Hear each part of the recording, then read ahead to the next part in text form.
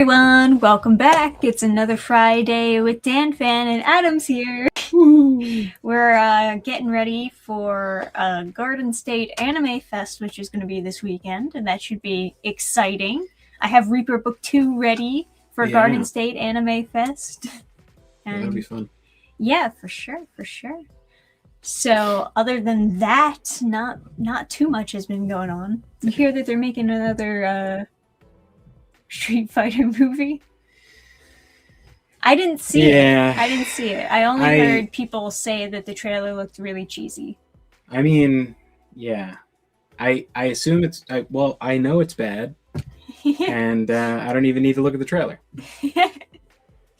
Just default position. I haven't been wrong in a long time.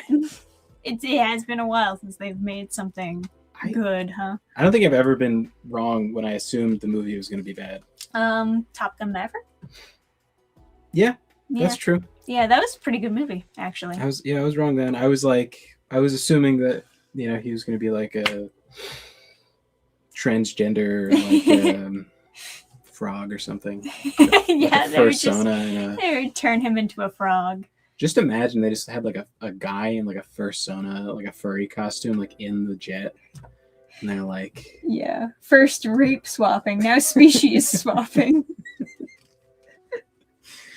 What if they just did like a Star Fox movie like that? What if that was like...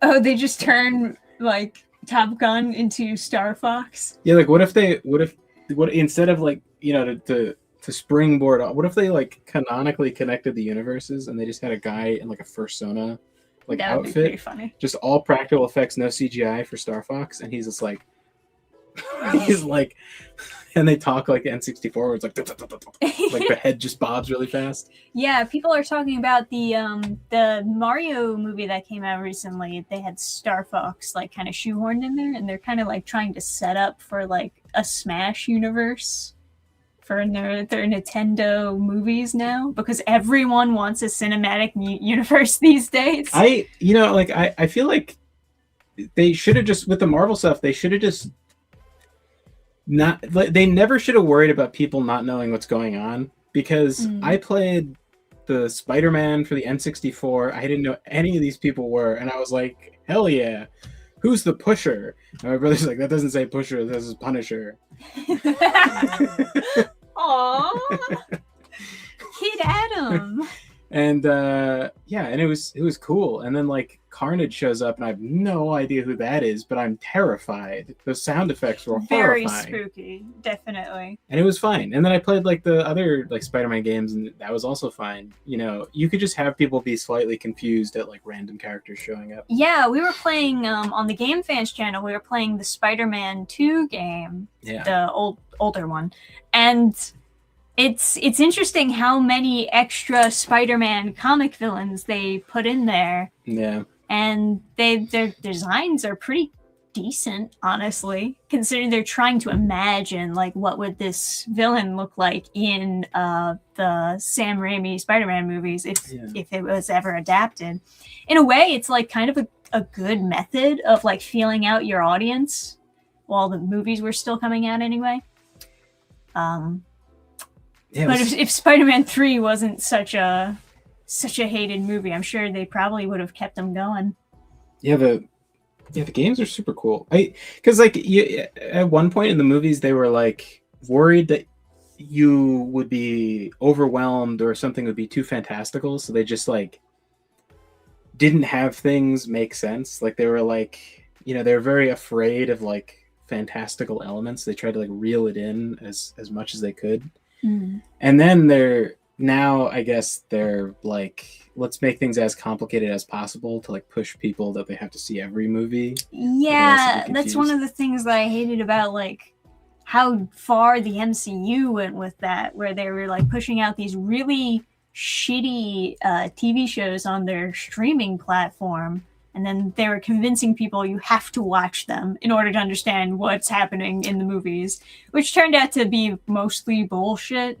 Kingdom Hearts did that, where like in order to understand the canon, you need to like play some like browser-based game or some mobile game or something. Yeah, they had a It's- bunch of like different spin-offs going on around the same time, and if you didn't play any of those games, you wouldn't understand what the heck is going on in Kingdom Hearts 3, which made it very confusing for me. But Yeah. even more so because we were basically playing the games backwards. Yeah, yeah, because I mean I'd waited so long to see Kingdom Hearts 3, and then when it came out I never got it, so I just like recently I was like, might as well try this out. Yeah, very cutscene heavy that game was. I didn't hate it, don't get me wrong, but like the story was not exactly the highlight. No, that because the issue is that they're reiterating the same contents for a cutscene like multiple times. Yeah. And so it seems like the different people doing the different cutscenes all have the same notes, and they don't know what parts of the information the other people are doing. Mm-hmm. Like it seems like multiple teams are doing cutscenes. It was very confusing. Yeah, for sure. But hopefully you guys watching, you're also having a pretty good week. I guess we missed Friday last week, so picking it up again here and talking about whatever news or whatever's we missed in the meantime. I need to get that Spider-Man 2 game on PS2 at some point.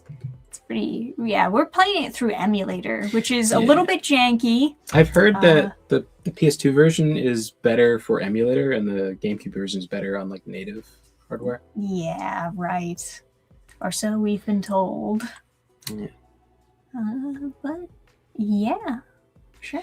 It's like hard to understand how good it is from just watching someone play. Like you have to really feel what it feels like to swing around, because like it's a totally physics-based like swinging, so like you can't do an animation to like fix how you're swinging. It's also kind of just easier once you've already built up the momentum for doing it. Yeah. And then after you lose that, it's super hard to regain it. Yeah, so like it's like a real skill you have to learn to swing on the webs, and there's no game where that's like there's no game where that's in common. It feels like you learn how to do that by swinging on the actual swings outside, not like another video game. It's like a very odd skill. Let's see. Captain Hyrule saying, I recently got Spider-Man 1 for PS2. It plays the same as Spider-Man 64 and PlayStation 1. Spider-Man 64.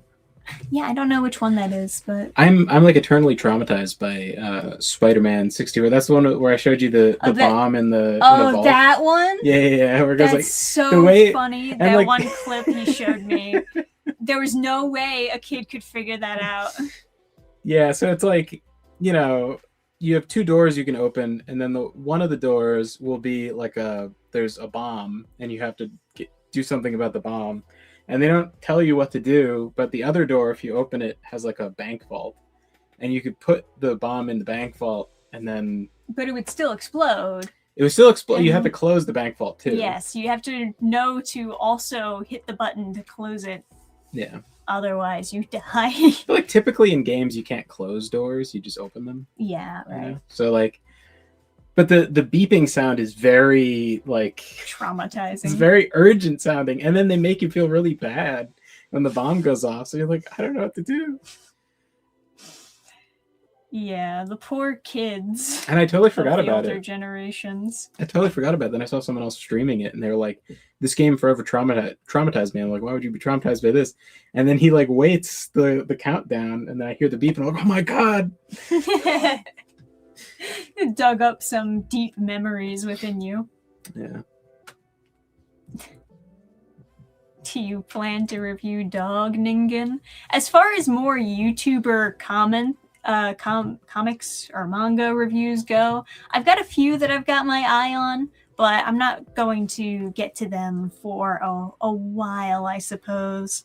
Because I do have other videos that I said that I would do that I've been putting off, and you know, it just makes more sense to do the videos that you said you would do first and then eventually get around to a sequel for reviewing manga by YouTubers. Have you played Little Nightmares? I have not. I don't know what that is. I've seen people play it. It's like is it new? I think a sequel came out more recently, but it's like a very I don't know, cinematic sort of. I guess it's a side scroller where you're like tiny and you have to climb on these different things. Sure, like a platformer. Sort of. You played a game that reminded me of it. That was like, I don't know what it was called. Where you're like the kid or something in the beginning, and the friends are running away from you. Friends are running away from you. It's like all darkness and stuff. And like, oh yeah, I think I know what you mean. Not Limbo, but like the other one. Maybe Limbo. But I don't know what you'd call that genre, but it's not exactly like a platformer, but it's something like that. Atmospheric horror. Yeah, something like that. Okay. Let's see. I remember the Spider-Man PS1 game, especially the scene where you cut through a skyscraper as Venom runs around throwing people out windows and shit. Look out, lady. Oh my goodness. Jeez. That sounds also terrifying. But fun, for sure. You see, Free Comet is going to be showing off his, I don't know how you scroll. Weird scroll thing. My weird trackpad. It's going to be showing a bunch of sports people. Oh, interesting. Okay. Check out the games. Everyone go to a Columbia Clippers game. Horror platformer. I guess that can also be called that for sure. I think it was Limbo. You had to figure out how to get over obstacles to progress. Well, that team made 2 different games. One of them was Limbo. One of them was like Outside or something like that. Yeah. Inside. One of those. But they were both popular and they were both like super similar to one another. So I guess they'll probably come out with another third one that is also of that type. So here's a question. What's your favorite superhero's job? Right? Like Spider-Man has pizza delivery. Right, okay. Well, he's also a photographer. That's true. Photographer. He has multiple jobs. Very New York. Clark Kent is reporter. Reporter, yes. I think reporter kind of makes sense because it gives you an excuse to like be there, I guess. The same thing with a photographer, but yeah. What's isn't like the Human Torch like a race car driver or something? I think he was. He has like a cool guy job. Yeah. The other Fantastic Four people, were they astronauts or was that just the movie? Were they actually? I don't know. Yeah. Was the Silver Surfer blurred together after a while? Was the Silver Surfer a surfer in his free time? Yeah, well, Fantastic Four, they don't have secret identities. Everyone just knows who they are, right? Yeah. So, I mean, it's kind of hard to hide that you're the Thing, but that would be very funny if he tried. Yeah. In Doom Patrol for Beast Boy, they try to hide that he's Beast Boy. They try to give him a secret identity, which I think is kind of funny. Originally, because he's green, right? They had him like wear a full skin suit so they couldn't tell that he was the green guy. I think that's like really forcing it. Yeah, a little bit. That's why they went back on that later on, and they just had it be public. Yeah. Yeah. Batman has the coolest secret identity job, I guess. He doesn't have a job. He's just like a rich guy. He inherited Wayne Enterprises. Like he owns those companies, but does he like manage them actively? I don't think so. You don't have a lot of. You don't really go into depth with that for Batman. He doesn't have like a lot of scenes where he's like, he's like, no more plastic packaging, only glass. Slap, like smack I would love that though. I would love it if Bruce Wayne also acted like Seto Kaiba. He's like, $5 hot dogs or you die. Excellent. Yes, there we go. Can we get the manga adaptation of Batman to make Bruce Wayne Seto Kaiba, please? Japan, do your thing. Yeah, I think maybe Spider-Man has the most fun like photographer. I can't think of a lot of other secret identity jobs. It's kind of like it's not a lot of superheroes that do that, right? Because Batman's so rich he doesn't have to. The only other one that I think of is a Green Arrow. He's too rich. He's more rich than Batman, so he doesn't do anything but like fuck his wife and fight crime.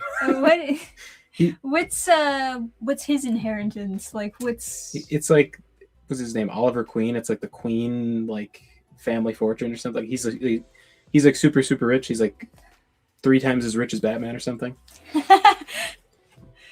Okay. And all he buys are arrows that shoot boxing gloves. Yeah, I think he could afford some like better gadgets. He could get himself like an Iron Man suit or something, but he's just like archery. That's a little bit funny. Yeah, Bruce Wayne, screw crime. I have money. Something like that, exactly. Yeah. Except like Batman, he could buy himself some better stuff too. He's like beating the shit out of people most of the time with his bare hands. There's no laser cannons. There's no like. There's a lot of variations of batarangs. Yeah, but he could just have, that like that riot suppression thing. It's like a sonic weapon that just like makes people like collapse. I thought he did have something like that on his Batmobile. Sometimes, but like I feel like I would just have that on my hands and be like, wow. Yeah, right. Be like the Shocker. Yeah, right. Oh man. Are there other like superhero jobs in comics? Jobs. A lot of people like to go for the rich person job. Yeah, rich person's the best just job. I own business, or I inherited this business. Oh, that's right. The Flash works in forensics. He's like a crime scene investigator. I forgot. And Daredevil's a lawyer. That's a good one. Oh yeah, that's true. Daredevil's a lawyer. So is the green chick with the legs. Was it She-Hulk? Green chick with the legs. Yeah, She-Hulk. That's her. What else is? I mean, none of the X-Men don't have any jobs, right? They're all just like X-Men. Oh, they're teachers, I guess. You know what? Yeah, that's true. They're teachers. Yeah, Professor X is he's the dean of the school. So that's kind of a cool job. That what? I pick that. If I had to have a superhero's job, it would be that, because you get to run a suit, like you get to run your own like superhero Hogwarts. You have like this whole. Exactly. That's a very cool job. I don't think anyone's topping that. I mean, other than being fabulously wealthy and needing no job. Other than that, it's perfect. Yeah. Being a billionaire superhero is one of the best escapist superhero fantasies ever. I don't think anything gets better than the Green Arrow. He's got a hot wife, billions of dollars, a bow. A sick bow. He hangs so many arrows. He hangs out with superheroes. Green Lantern was a fighter pilot, right? Green Lantern was a traveling toy salesman once. I know there's a bunch. I didn't know about that. Yeah, I know there's a bunch of different like. Yeah.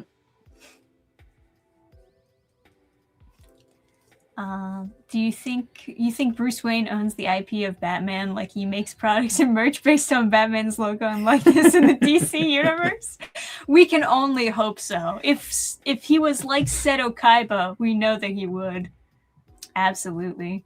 Yeah. I mean, you'd think that like that would be a thing in the superhero universes, is like merchandise based on superheroes, because it would sell, right? Because they try to pretend in like Civil War at the start that the superhero Jersey Shore is the only like merchandise superheroes, but that's bullshit. Like, I'm not buying like a what is it, Speedball like T-shirt, but I would buy like an Iron Man. I think like officially, you can make merchandise off of certain public figures. I don't know what the actual restrictions are, but something about being a public figure like makes the lines a bit muddied when it comes to making money off their likeness. Yeah. What about supervillains? That wouldn't be any good. You know, you'd have to make that illegal, right? You couldn't have people idolizing. That would be kind of funny too, is if you have like jerseys on both sides. Because nothing makes a sicker shirt than like Carnage or Venom or something, just like Mm. their face on the shirt. And then as they're fighting Spider-Man, they look at you like, nice shirt. They continue on.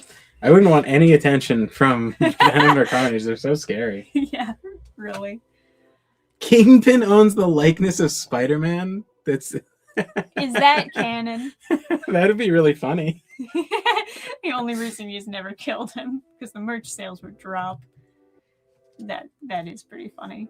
I also find it funny that he's supposed to be like a prime human, like prime physical shape, but he's a big fat guy. Which, you know, I guess it makes more sense now that you see like Brian Shaw win all these like strongman competitions. Mm. Yeah, for sure, for sure. Spider-Man would be in an IP court case with Silly String. Yeah. Yeah. So, I don't know, what is new in the world of comics? I guess not too much. I wonder who would deliver pizzas the fastest. Well, like the Flash, right? Wouldn't he fuck Or up? Superman, Wouldn't he maybe? destroy the pizza? Well, you said the fastest, not the best. If it's paced when he gets there, it's not pizza delivery. It's like at best calzone delivery. Yeah. I mean, I'm surprised that Spider-Man never fucks up the pizza. He does. He's the one doing like swingings and swoopings. But I feel like he has the spidey sense that would help him to remember, like, to orient the pizza the right way. Right? Yeah, maybe. Maybe like He's also smart, so don't forget about that, right? Maybe he just knows the method for how to make sure the pizzas aren't flipping over. can someone like put a force field that prevents the pizza from moving, like a paralyzing field? I'm sure someone has that power. If they also move really fast, they're the pizza delivery man I Mm. want in my city. Teleporting. Oh yeah, that makes sense. Who? Nightcrawler, or what's his name? The Vanisher, Mr. Teller Portal. Doesn't Nightcrawler have restrictions on his teleportation? Within line of sight, but like how fast does the pizza have to get there? Like also, I think Mr. Teller Portal actually has to have seen the person's house, which is like That's weird. not gonna happen. Yeah, I guess Nightcrawler, because it's like you see the end of the. Well, I don't know how far he can go, but like if you're in New York, you're going like block to block to block. Yeah. So. Right. That's interesting to think about, I guess. Does he like move a bit after he teleports? Is he just like getting rattled around by teleporting over and over? He there's hang time. He like, and then he's still in the air for a second, and then he goes, you know? Sure. So like, oh fuck, you're right. When Nightcrawler teleports, he goes to hell and then out. Oh. And so it smells like sulfur. So you'd ruin the pizza. Oh man. Superhero with remote teleportation can teleport the pizza to the destination. But you have to take a picture when you drop the pizza off. You guys just gave me an idea for Teleportal DLC. Delivering pizzas. Let's go. It would be fantastic. I would play that. That's that guy's name. His first name is Teller, and his last name is Portal. Yes. Mr. John Teleportal. And they like say in the comic, they're implying that's a fake name. And it's like, how do you know? Maybe that's... Hell would heat up the pizza though. Oh, keep it warm. Yeah. As long as you get there fast. Yeah, I mean, I guess that's a bonus, but it would smell like sulfur, and that's not going to be good. Wrap it in plastic. Maybe, well, you know, I was going to say Iceman, because he can just very smoothly skate on his ice all the way there. But I'm also thinking that would definitely get the pizza cold. That's really no good. Absolutely. I mean, if he's literally putting ice all over his body and holding the pizza, yeah, it's not going to be great. Ghost Rider. Ghost Rider pizza delivery. be sure to tip. All right, Vaughn's here, so let me add him to the stream. What's Hey, up? Vaughn. Sorry, I'm Hey. late. What's up? No, it's starting at 4:30. I can't hear you. Oh, hold on. Yeah, I don't know if that's All right. just your mic not being set up. Yeah, sometimes it's just one of those issues where you have to go out and in again. I'm not really sure what happened last time, but we also had like this issue with someone last time where we just couldn't hear them. It's working now? Yeah.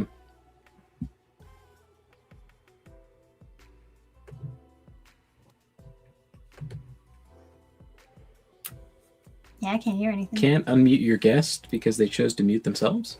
Well, he's trying to like figure out what the Okay. issue is.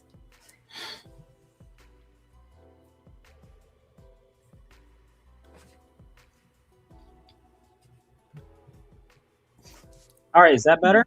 Working? You know, I see like audio coming from the mic. I just don't hear him at all.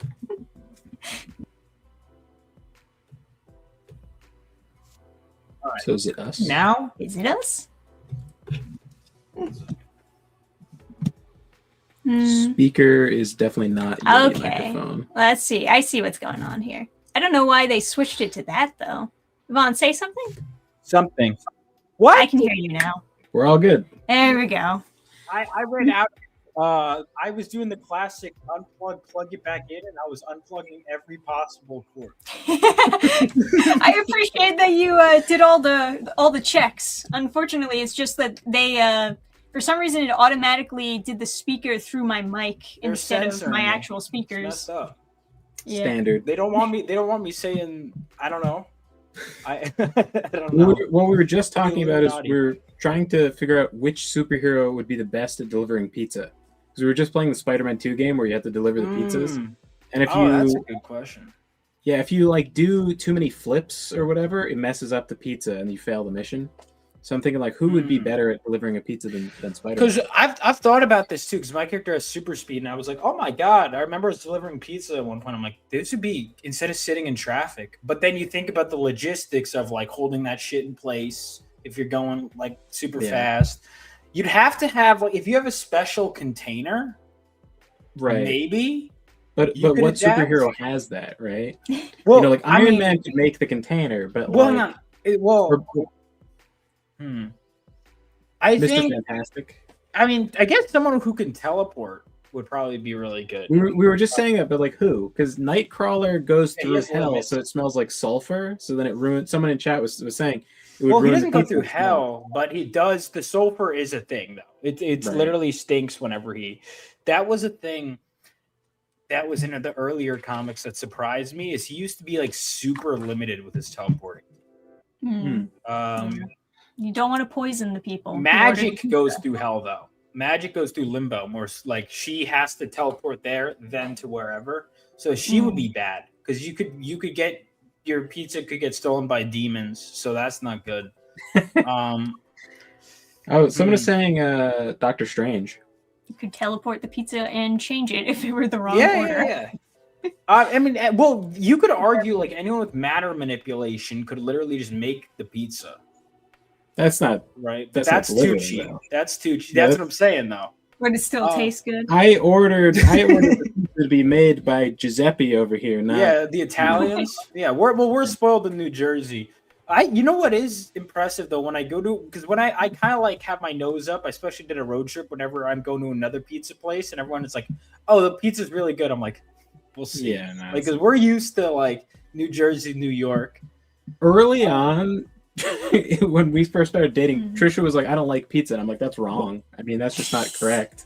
Wait on, Like, is you it your couldn't last not like name pizza. Italian? Yeah.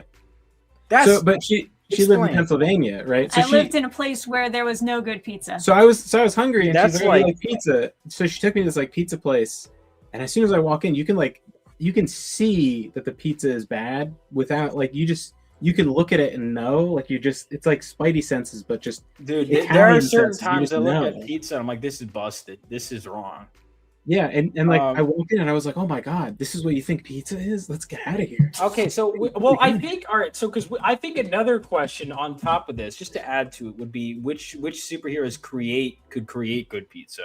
I think Italians probably are predisposed to being able to do it. Not to racially stereotype, but I am going to racially. Well, no, stereotype. that's just factually true. Is that Italians make good pizza? What are Italian? Help them out what are Italian superheroes? We could just eliminate everyone who's not Italian. All right. Well, so we got Huntress. I mean, she's Helena Bertinelli. She's Italian. Okay. Zatanna. Oh wait, Zatanna. She's magic. So, but the magic I feel like is cheating because you could just argue literally anything with the spell. It's kind of a cheat code. So I feel like. Who else would be good at it? I guess anyone with super speed, but again, the flopping of the pizza is a problem. Oh, like to make the pizza really fast? Well, I was gonna that too, but I was gonna say to deliver too. But yeah. Again, the flopping. The full package. You could be your own pizza place. Didn't you have? There was this one anime. I think I remember you telling me about where like it's a cooking anime and he has warm hands, so he cooks the dough while he's kneading it. I've never watched it. What if someone with that power is just using it to make the pizza? Yeah, it was like there wasn't like magic in the anime, but this guy, he in particular had warm hands, and so when he was making bread, he would like slightly cook the bread or something. Just get the Human Torch to make the pizza. Right. Yeah. I guess so. I was posing the question like whose civilian job is the coolest out of all like superheroes? Like which one would you want the most? So I was thinking Spider-Man is photographer, pizza delivery. Yeah, but his life sucks, dude. Well, except for him being married to a model until they were like the one thing you have, let's take that from you. Yeah, well, yeah, that's brutal. That's not canon. I decide with canon. Dude, it's so sad that they stopped making comics a couple decades ago. Really? Yeah, it's crazy. You know, good thing you picked up the torch and started making comics. Yeah, so weird. They keep publishing fan fiction though. It's really weird. Yeah, I don't know why they keep doing that, dude. I remember I've told this probably on air like many times. It was like when I was reading the like this X-Men stuff, right? For the first time, which I hate when people are like, it's nostalgia. And then it's like, no, because I was reading it for the first time. And then I'm like, let's read the current stuff. 40-year age gap, to be fair. I'm like, oh, Cyclops and Wolverine are both cucking each other with Jean. I'm like, what happened in the last 40 years? I'm like, where did you go from fighting over Jean to, like, what? It's awful. I despise that. And like, I love the X-Men so much. Yeah, the first time I saw like I saw like the original show come on, and it was like I don't even know when I saw it. It was some odd time to be like watching a show, and that like song was like and it was like instantly imprinted in my brain forever. And I was completely lost. I had no fucking idea what was going on. And then I saw X-Men Evolution was like airing when I was a kid, and I was this is the coolest shit ever. It was just like the more modern version. And they didn't slow down for you at all. Like all of a sudden, like Nick Fury shows up and is like get in the helicopter, Wolverine. We're gonna go hang out with Captain America. And it's like, what? That was Wolverine in the X-Men, I thought, wasn't it? Where they go? No, that was. Did they do that in X-Men Evolution as well? Yeah, was that back when people were still allowed to smoke? So like Wolverine is allowed to rip people apart with his claws, but he's not allowed to smoke cigars anymore. That's the thing is like because it's a kids show, Wolverine is like never hitting unless it's a robot. He's like never landing a cut. But he's a teacher, so there you go. Yeah, but no, they show like the flashbacks with Captain America and Magneto. But then that was my introduction to Captain America. My introduction to Captain America was him frozen in the thing. I'd never seen a Captain America comic. That was him frozen. I was like, who is that? And then when I saw one day, I was like, oh, that's that guy. Back when Nick Fury was white. That's true. Yeah. And for Marvel, there are some Italians with Marvel. I mean, you got, like we said, Frank Castiglione, which, fun fact, that was Mike Barron's idea. To make his real last name was Castiglione. Oh, that's Punisher? Punisher. Yeah, his last, that was, and then Castle because of Ellis Island. Okay, that's cool. He always seemed Italian. Just something about him. Something about him shooting. His big schnoz, when JR draws him, he has a huge schnoz. You know how I was introduced to the Punisher was Spider-Man 64. And so when I saw him wearing black, he's wearing purple in the game. Is he? When I see him like wearing black, I'm like, is he supposed to be wearing black or purple? What's the, I like, it was like stuck in my head. Yeah, right. But the pizza. I guess Storm. She could create the perfect winds and just carry it to your, That seems like the pizza. That seems like it would definitely be cold. That's when I stopped talking mid-sentence. I'm like, actually, that's really dumb. Yeah, because I was thinking, heat it up with lightning. Iceman doesn't need to do flips; he slides all the way there. Yeah, Iceman would be a great delivery man. But hang on, time out. But Iceman isn't cold. No, that's my point. Is I was saying Iceman would be very smooth, but the problem is he would make it cold. Yeah, that's And then at a certain power level, when you're at like Doctor Strange or something, it's like, well, they don't need to deliver pizza. Like Iron Man doesn't need to deliver pizza. I mean, Wonder Woman, Superman, if they could fly, they could just carry it over traffic. Yeah, I mean, I guess Superman is a reporter, so like that's not that much above like a pizza. Actually, I would say. In current times, I would say a pizza man is a more prestigious job. I hate it, but it's kind of. I mean, because here's the thing. Let's be honest. Do you spend more time Well, I guess you. When it comes to like people order pizza more than they order the newspapers at this point, right? Yeah.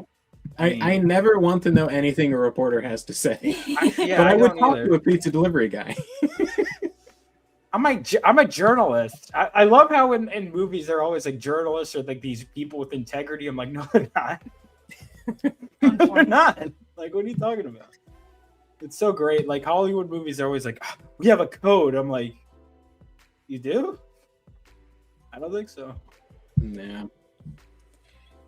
Yeah, there's this one old black and white quote unquote romance movie, but it's not really. Oh my god, that was crazy. Where they jump out the window? Yeah. So it is about like people who are reporters, but it's the only one I've ever seen where they are actually portrayed as being really scummy and like trying to bend the news to like, make money and make sensational stuff and everything. They would never do that. The news media is perfect.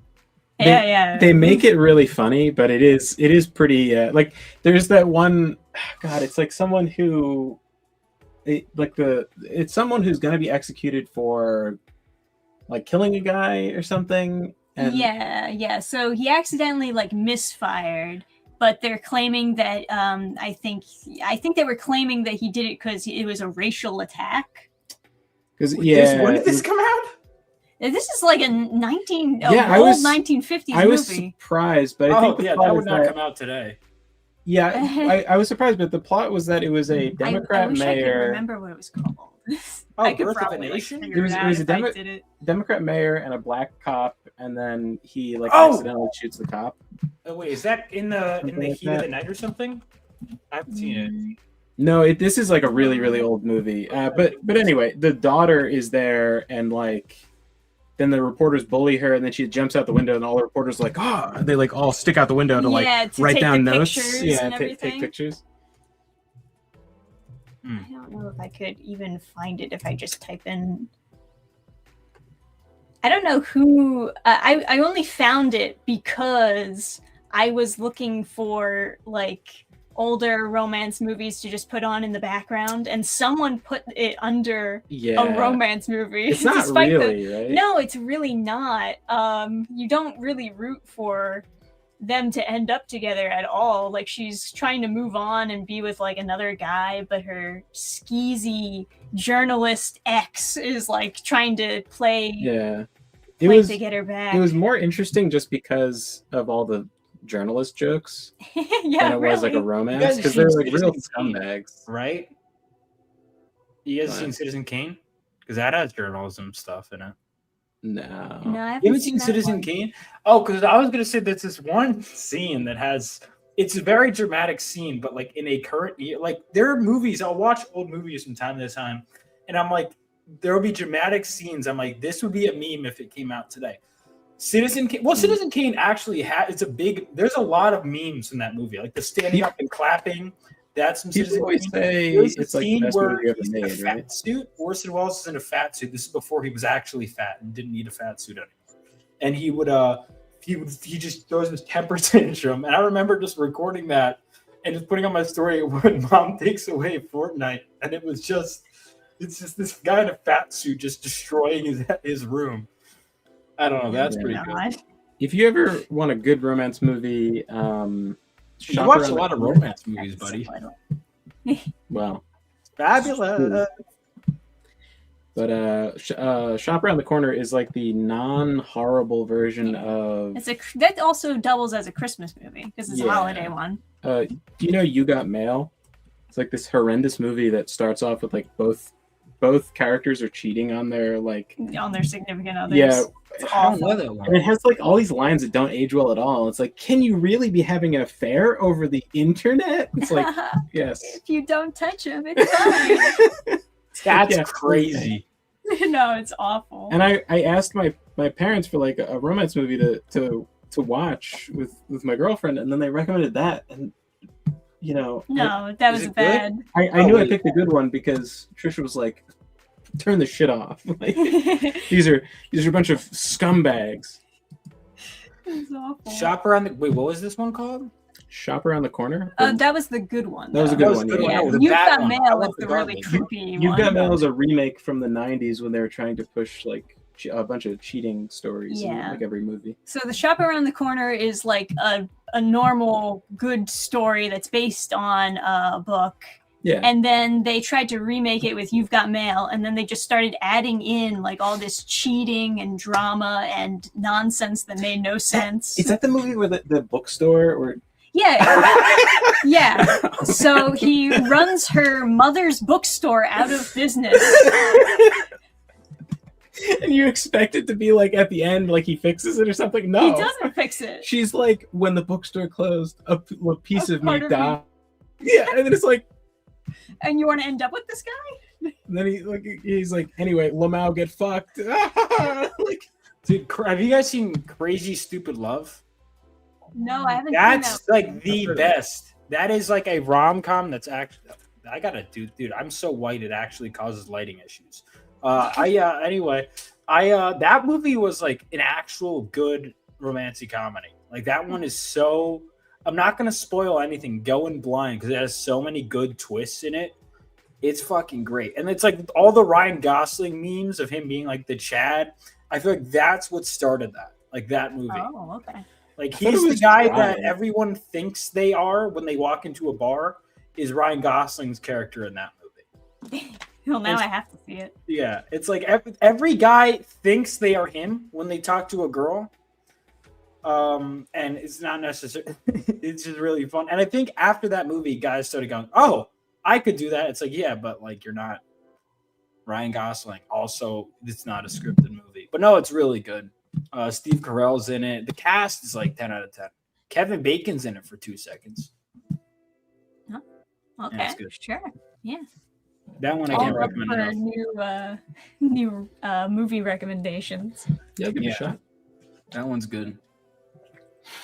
So, I'm excited tomorrow. I'm like, it's like a 2-hour drive. Jules is gonna be there. I don't know. Have you guys met her? No, not in person. At least I think we're mutuals online though. Okay, yeah, she'll be there.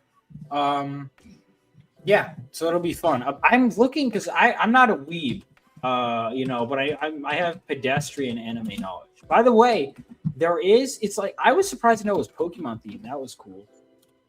I don't know if you knew that, but like all the places are like based on Pokemon regions. Oh. Yeah. I saw that. I sent you like the email with. I didn't look at it. Right. Yeah. They're trying to be quirky. Well, I'm in the Hoenn section. Which section are you guys in? I forget what it is called, but it's kind of like the side barn is what I would like refer to it as being. Oh damn, we got the side barn. Oh, you guys they changed it up from last time, so they're not going to have the games in there anymore. Last time they had the tabletop games, and now they're switching it up. Adam, there's a maid cafe. Don't you want to get tickets to the maid cafe? Stay away from that maid cafe. I would rather be fucking tortured. Dude, Adam, our guys, super chat Adam to get a maid cafe ticket. The ultimate torture. I'm just curious how much. Maybe if there were girls running the maid cafe, there might be, dude. $20. That better be a great cafe for an hour. No, for an hour. It's like this designated times. 12 p.m. maid cafe, 1 p.m. If I was trapped in the maid cafe, I would pay $20 to escape. You don't know, dude. You know what? I'm gonna go ahead, especially because they're so gracious to invite me. I'm like, Adam, I God bless the maid cafe. Is that what it says in the email? They're inviting you? No.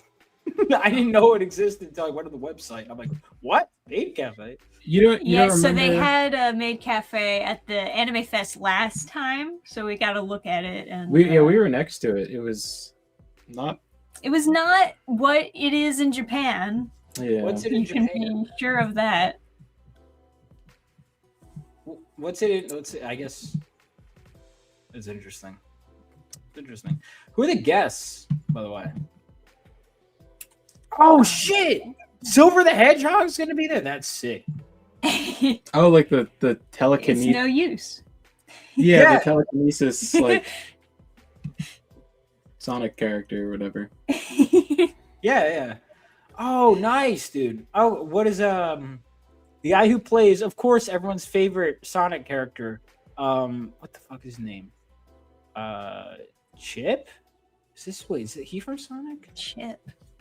This guy voices Aerodactyl in Pokemon.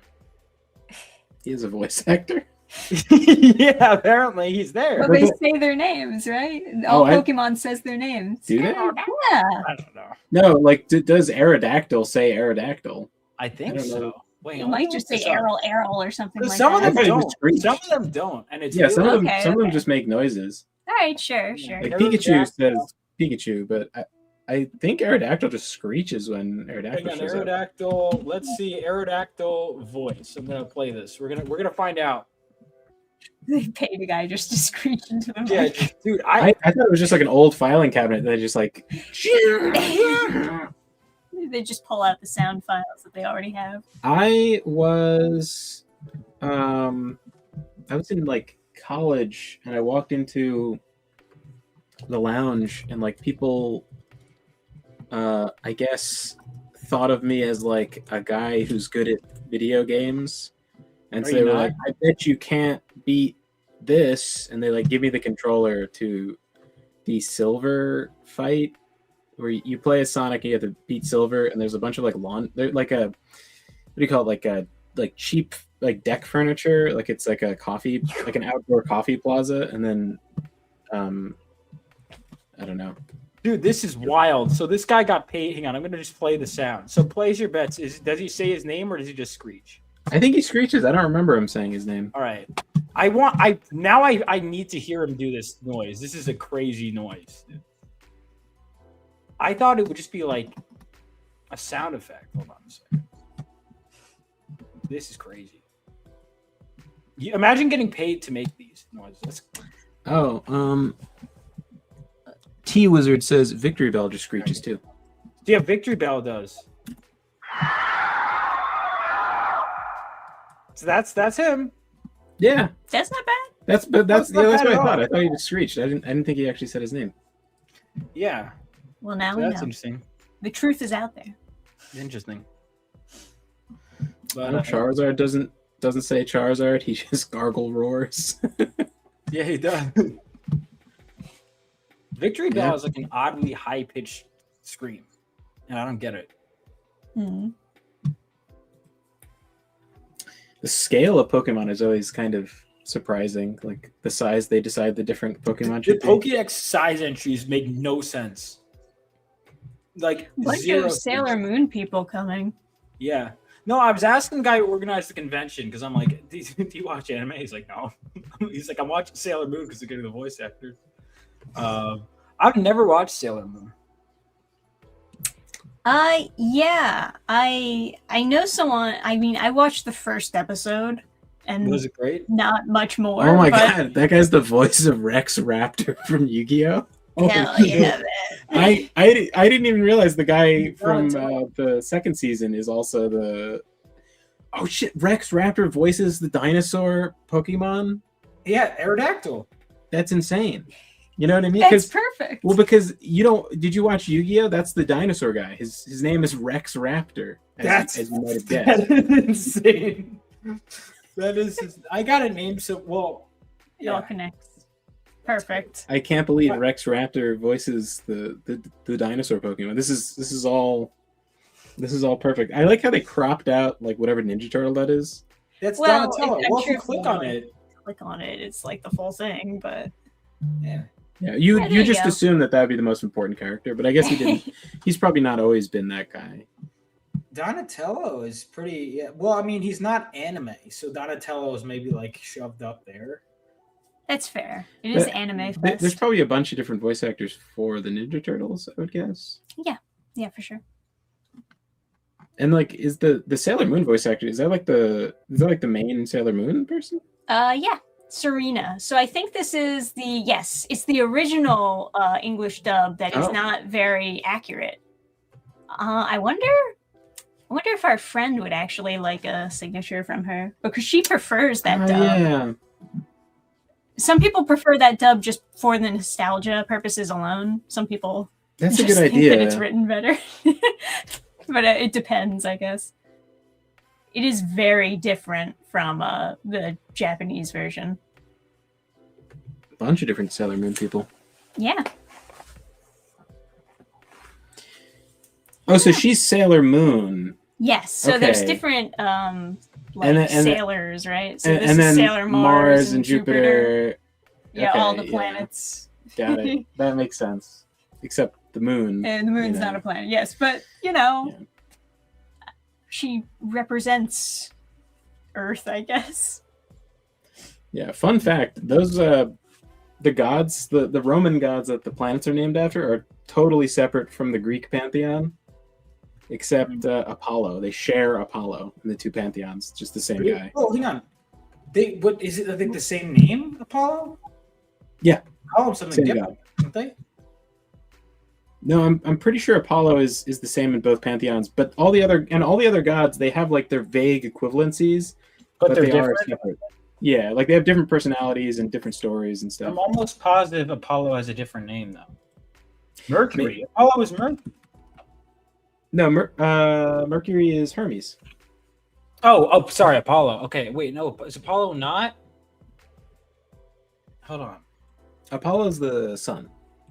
Right. Some- I thought, hang on, Apollo Roman name. That's crazy. Is that true? There's like That's right. Yeah.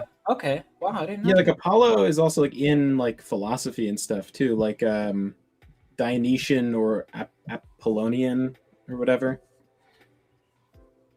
Mm. Like if you like chaos and like hedonism, you're more Dionysian, and if you like order and like honor and stuff, you're more Apollonian or something. No, that's interesting. Yeah, remember Tuxedo Mask? Throws the flower. Oh yeah. Sure. This is, Interesting. I got other things to do. 2 days of non-stop fun. Well, I mean, I'm probably just going to be standing at my table. So. Yeah. Yeah. Yeah, like Oh, last time I was like walking around for a second. I'm like, what? There's a maid cafe. Yeah, there's the maid cafe. I don't. You Not, want you're not to enticed, Adam? No. Why not, man? I am not saying anything. But you know. Fandom meetups. Isn't the whole thing a fandom meetup? This is Yeah, big, though. I mean, This I is guess pretty... it's just trying to add more things on their things to do. Have you not been to this before?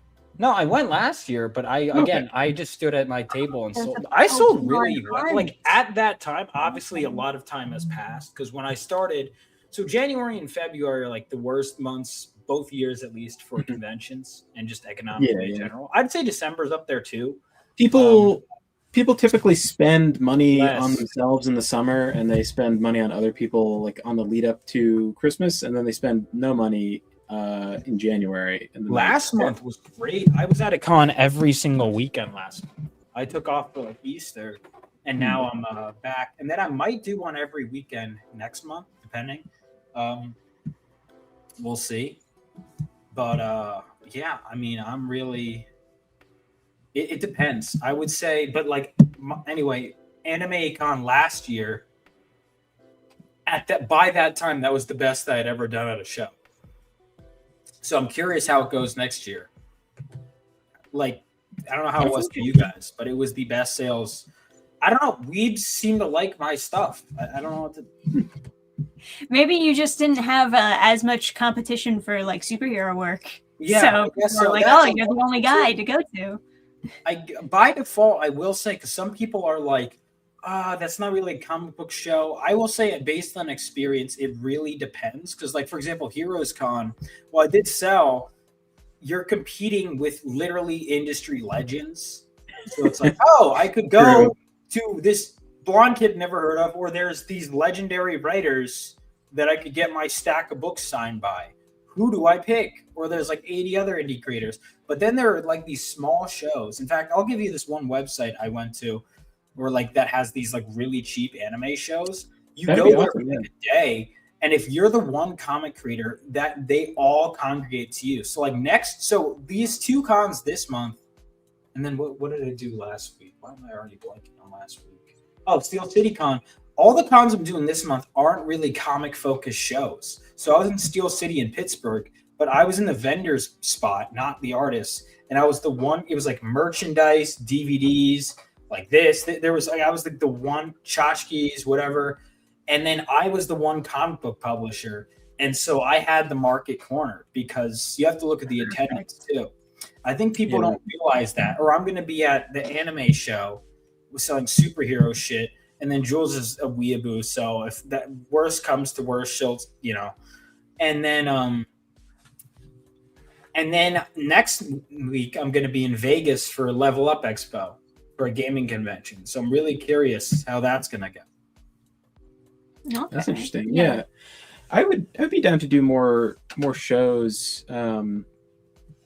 Yeah, I mean, obviously, you need more recommendations because you never want to take a chance until someone else tells you. No, right, that's one of the things I would do because there were a lot of shows I showed up to last year. I learned my hard lessons about maybe double check people who've attended certain cons because there's one show I went to. I'll tell you off air that was like, oh, we get this many people, and then I'm like, oh, that's huge attendance, and I show up and I'm like. I'm literally right at the entrance, and I'm like, "This is perfect." And there'd be like 1, 2, 3. Yeah, we've been to a couple of those. Someone next to me goes, "Vaughn, did you see the ticket prices for the show? Keep in mind, this is in a DoubleTree." And I'm like, "So it's not like a huge show." I'm like, "What is it?" Now, New York Comic Con is the next weekend of this show, and they're like New York Comic Con level prices for tickets for like a DoubleTree show. I'm like, are you fucking kidding me? So people who go to this show have already spent their money on the ticket just to get in the door. All 5 people that, walked in. And I'm like, well. So that kind of stuff tends to happen. Yeah. I imagine they would be in like a bad mood too for overpaying to be there. Yeah, I was talking to this this lady who does a bunch of like crafts fairs. She was telling me about some show, and it was like way too expensive, run by some lady who had never run one before. And I was like, yeah, that sounds like a bad idea. Like, it's just way too expensive. I have no idea if anyone's even gonna show up. So I didn't go. And then she's like texting me from the crafts fair, and she's like, yeah, nobody came. Everybody's mad. The organizer's crying, and everyone's like demanding a refund. And it's like, she didn't advertise it at all. So like, how the hell would anyone know that on a random street in a random town, it was going to be blocked off for a crafts fair? Like, I don't know. So just completely mismanaged. So my advice is that she should cry more and give everyone their money back. That's fair. I'll give you guys. I literally have spreadsheets full of shows to do. That'd be awesome. Yeah, because like we've like taken risks on shows and it's turned out good and bad. Yeah. It's calculated risks are what I want to take now. Like, Yeah, so I'm willing to take risks, but like also being smarter with what I spend money on. So it's like, hey, maybe instead of a hotel, I could go to this Airbnb, or is there a friend that lives nearby? You know, that kind of shit goes a long way. Networking is huge. Like, thank God, like I stream with the people I did. If by coincidence, I'll give you an example. So I have a friend from high school who's in Denver. Okay, that saves me on a Denver hotel. And then I have a friend in Phoenix. Okay, cool. That saves me on that hotel. I've like because I have like friends in these. Oh my god. Otherwise, like if I had to pay hotels like all these shows, I probably wouldn't do them. Like, right. Or I do cheap Airbnbs. But that's how it used to be for like video game tournaments. People used to have a term called like housing, where you're like, can you house me for this tournament or whatever? And a bunch of people would like sleep on their basement floor. I mean, I'm at a point where I'm like, I don't give a shit. Like, I'll sleep wherever. My mom's like, oh my god, don't go to a motel. I'm like, Mom, I'm there. I don't, because with men, one of the big difference, I'm like, I don't give a shit. I have a bed. That's all. I'm set. I would rather sleep on someone's floor than a motel. That's like, because like depends on the motel, right? It depends on the motel. I will tell you. I've driven past motels where I would rather sleep on a concrete floor because at least the concrete floor can't get infested with creatures. Dude, I have a story with this. I was just doing this whole road trip, right? And I walk into this motel, and immediately the person in front of me goes, "Hi, I'm checking out." There with the roach, and like I swear to God, I'm like, ah. And then I did a 180 and just walked right back to my car. I'm like, nope, not doing that. At least with a concrete floor, you could just bring salt and pour a circle of salt around you. That's nice. Then, like, demons away. Well, no, because bugs they don't like salt, right? So you just stay in your salt circle. Certain bugs. So like, really? I think certain bugs really like it though. Yeah, I feel like that cockroaches. I think you might be right about cockroaches. Certain bugs, it'll suck the moisture out of their skin and kill them. Like Have you done this before? You can kill bugs by putting salt on them, like some bugs. But I think like centipedes, or is it millipedes? They like salt, and cockroaches might like salt. I don't remember, but like certain bugs, it'll pull the moisture out of them and kill them. Small bugs, I suppose. You could just get like hardcore poison and dump. Yeah, you could also. You could just not be a pussy and just get like some crazy sleep in a circle, sleep in a circle of just death. Oh my god. Oh, First American Manga, he's going to be there too. Hey. Says weebs spend more money than American comic folks. I'm thinking about it, and I think that's probably true. They spend more money on new IPs, I would say, is the thing. Like they're they're more interested. I think it's because they're burned less. They still have light in their eyes. Yeah. If you open a random manga, it's probably going to be good. But like if you open a random comic, it's going to be like just heinous.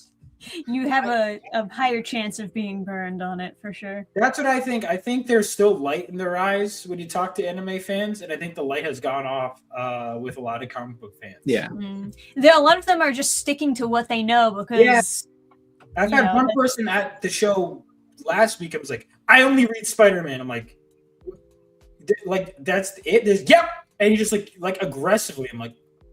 Sounds a little that sounds a little bit more like autism than anything. Well, I mean, listen, you attend cons. I mean, let's not pretend like that's not substantial. And we love them for the record. Yeah. Yeah. It's also like there's just like a certain thing in like men that makes them like obsessive. Like you want to get really good at a particular thing. That's like it's kind of close. You can definitely relate. Man, no, I think that's part of it, for sure. Yeah, I don't know, but I think that's part of it. They're willing to try new things. They're actually willing to read stuff that's not. Yeah. I've had especially now. To be fair, like you said, Adam, to your point, it's kind of the autism OCD thing. But I have people like, I only read Marvel, I only read DC, and I'm like, all right, man, like. I was just Like, or the one yeah. problem I pitched to my book, somebody goes, Batman is better. I'm like, I mean, I'm not refuting that. Yeah.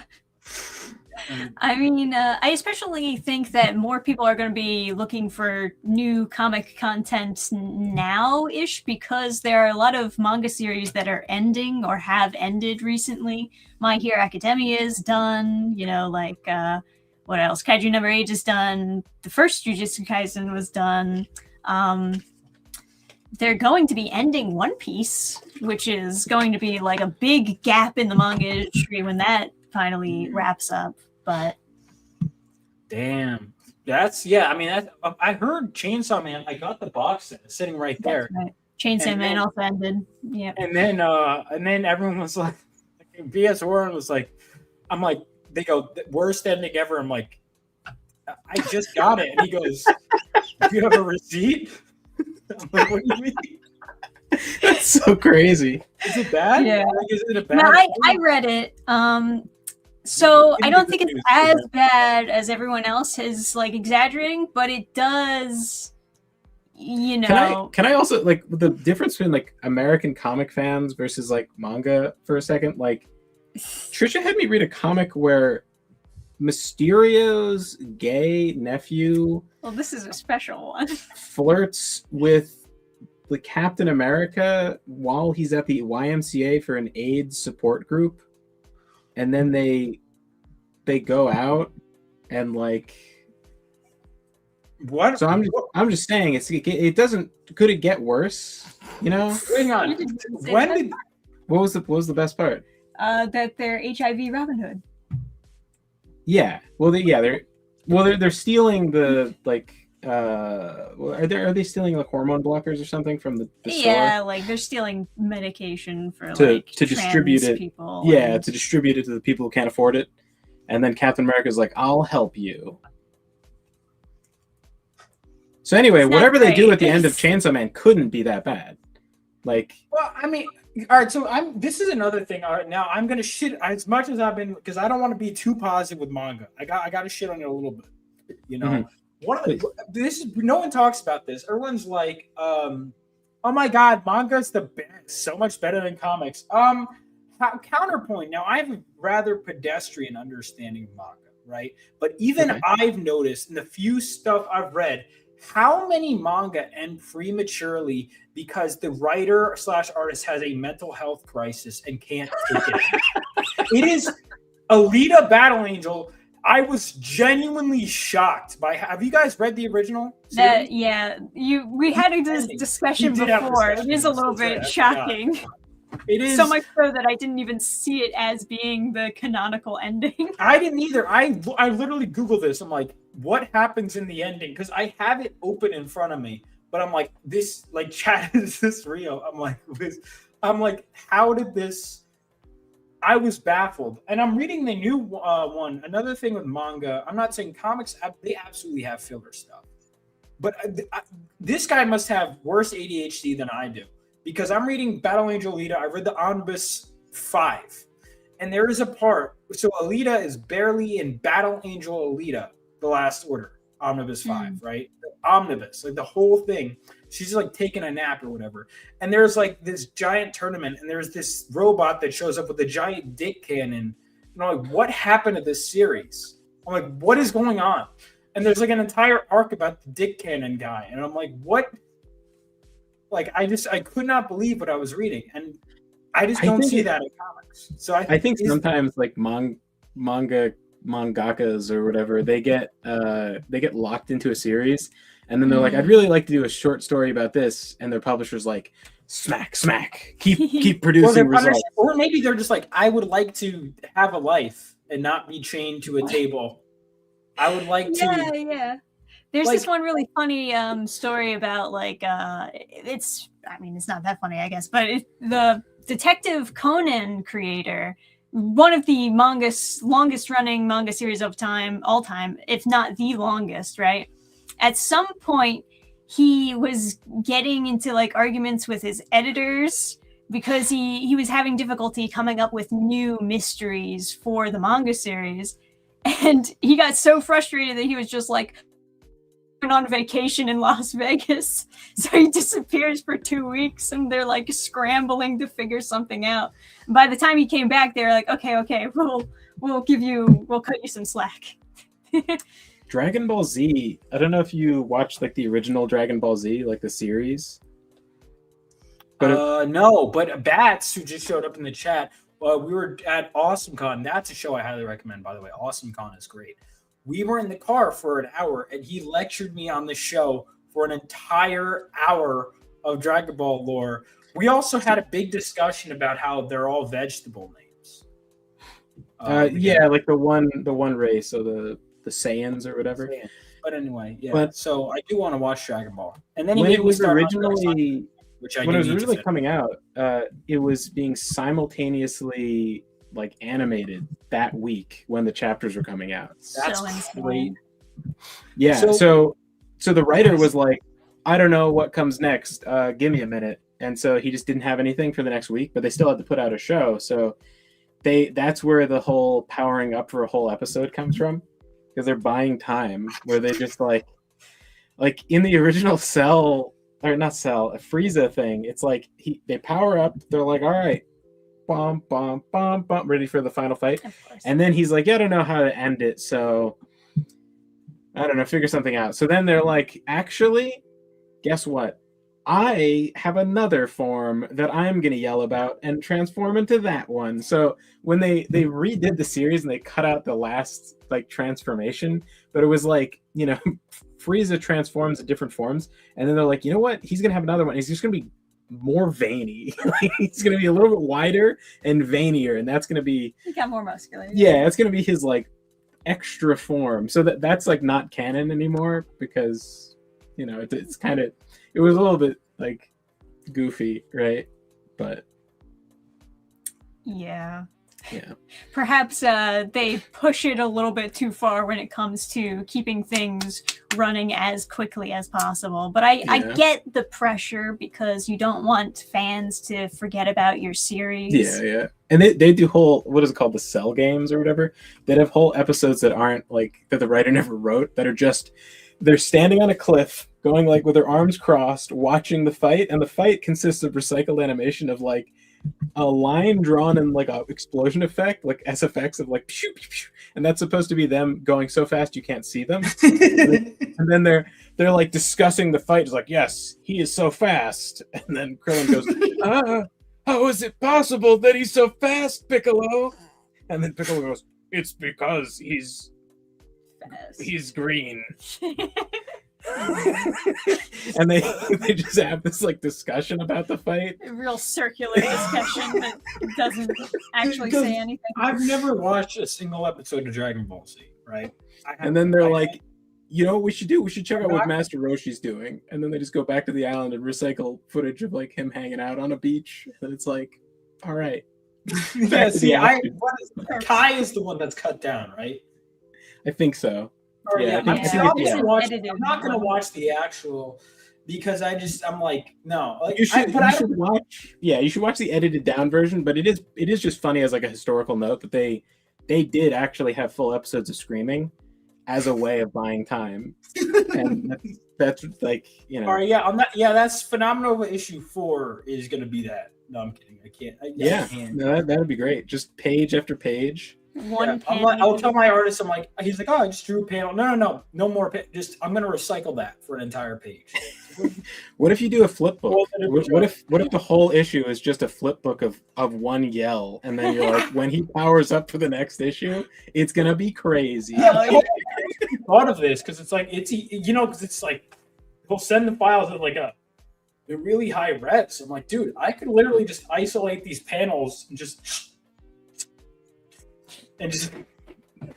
no story for you, buddy. If you bought my book, you're like, you wanted a 28-page story? You're getting a 5-page story on over 28 pages. Wonderful. That would make. I'm sure my backers will have no complaints at all. None. Yeah, no, I bet they'll be thrilled about that. You'd be like, it's an homage. You don't understand. It's like, I'll be like, you don't no, or I'll go on a rant. You don't know how hard it is in the comic industry. You don't understand. It's like, dude, I just wanted the book. Too bad. That'd be fun. Absolutely. And then just do a bunch of like AI generated handshakes with a million fingers. Oh, yeah. Oh my god. Yeah, I've heard. I mean, just because you're an artist, our hands. They're correct me wrong. I've heard they're generally the most difficult thing to draw, right? For a lot of people, yeah, for sure. Just because, they're very intricate. They can move to different directions and a lot of joints and whatnot in a very small space. I've also heard an artist say "fuck horses." Like they're like, hang on, horses are context? also hard to draw. You mean draw a horse? Okay, yeah. Horses I've heard are notoriously difficult to draw. Horses, yeah. I've also heard from like one artist, scutum is really hard, like the Roman shield. That's it's so specific. Yeah. Because it's slightly rounded and it's like a big box. It's like a big square, but it's slightly rounded. So yeah. See, I don't have that problem. I don't because I just have to tell them what to draw, and I'm like, "It's your problem now." Yeah, You're right. Well, to be fair though, like so the end of issue 4, because I was looking at my script, because my artist's like, "Is it okay if you condense some things?" I'm like, because it was the most intricate action sequence I'd ever done at the end of issue 4. And I'm like, yeah, you know what? Yeah. And even still, it was the most intricate action sequence. But I'm like, this is, you learn sometimes when you're dealing with human beings. Now, if it was the manga industry, they'd be like, no, draw it all. But to me, I'm like, yeah, like you could cut down. Yeah, if you were making manga, you'd get out the cattle prod and just until they draw better. Manga has less action per page, I feel like. Because there's big spaces in between. Yeah, well, it's also they'll have like a look take up like half a page. They also have more pages, I guess. So they they do have double use. They can use that. Yeah. But even then, just the way they tell stories, like American comics are so much more condensed. Like you rarely will ever see like quiet panels in American comics. I also love when they Invincible would do this a lot, where there'd be like these obvious splash. There's this one double page spread where you could just tell Ryan Otley was on a deadline, and I don't mind. His stuff is so good. But there's one part where he says "what," and it's just 2 pages of literally just him going, and it's just a double page spread. And I'm like, are you fucking kidding me? I'm trying to find it. It is crazy. Oh yeah. There's a lot of comedy manga that'll do stuff like that for sure. Just use up their double page spread on something goofy like that. Yeah. Because apparently sometimes the editors will tell you that you need to put a double page spread for like this issue or every other issue, volume, whatever. So it makes sense if you're doing a comedy manga and you're like, well, what the fuck am I supposed to do for a double page spread? I'll just have like it be one person saying what. I'll see you, Brian Gilmartin. Yeah, we'll see you around. I mean, I don't know what you would do for a double page spread for comedy. I'm trying to find this double page. Well, you can do like a chapter cover, like as a double page spread, and make it like intricate with all the characters and stuff. Yeah. But sometimes people just don't want to do that because it takes a long time. No, I just don't know what you would do for like a comedy in general. I feel like comedy is such a good like seasoning to the rest of the story to make it the full thing. A lot of people start off doing a series as a comedy and then add actual plot later on. Oh yeah, there it is. Perfect. This is from the infamous Invincible issue where Mark has an encounter with a woman. I don't know if you guys know what I'm talking about. If not, no. All right. Well, those of you that know, it's one of those memes. Like if those that don't know and those who know, Oh, I see. Gabe knows. I could tell. Anyway. I've been told. I know. I need to read more manga. Berserk is on my list. But how many manga have like good endings that people know? Full Metal because I love the ending of that show. I'm sure Full Metal is good. Which one? There's two different shows. There's two Full Metal Alchemist. No, I haven't seen the original. From what I understand, had a similar thing where they just ran out of material and they're like, "All right, fuck it, we're doing our own thing." It was cool at the end of the original show. It was just different. It was very strange, but it was just it was a totally different plot. Like, yeah. I mean, I guess it's like 20 years old, so it's not really a spoiler. But instead of what they did in Brotherhood, he has like a ex-girlfriend. The Hohenheim has like an ex-girlfriend that they've been body swapping with in order to be immortal, and then he like decided to stop body swapping and fell in love. And then the reason that he abandons his family is because his body is decaying and he needs to body swap, but he doesn't want to. So he decides to just leave before they see him like rotting away. So it was interesting. And then they had a different origin for the homunculi, and then that is all. Yeah. The homunculi used to be human in the original anime. So they're all resurrected people like his mother. Which is also like, it's an interesting plot line, even though it's not accurate to what the manga actually wrote. They have like different like final fights. All the characters have different matchups than they did in Brotherhood. They all die or win in different fights than they did previously. So like the standard opinion is that Brotherhood is better and it makes more sense, but the original is also good. Like people still like the fact that it's very different.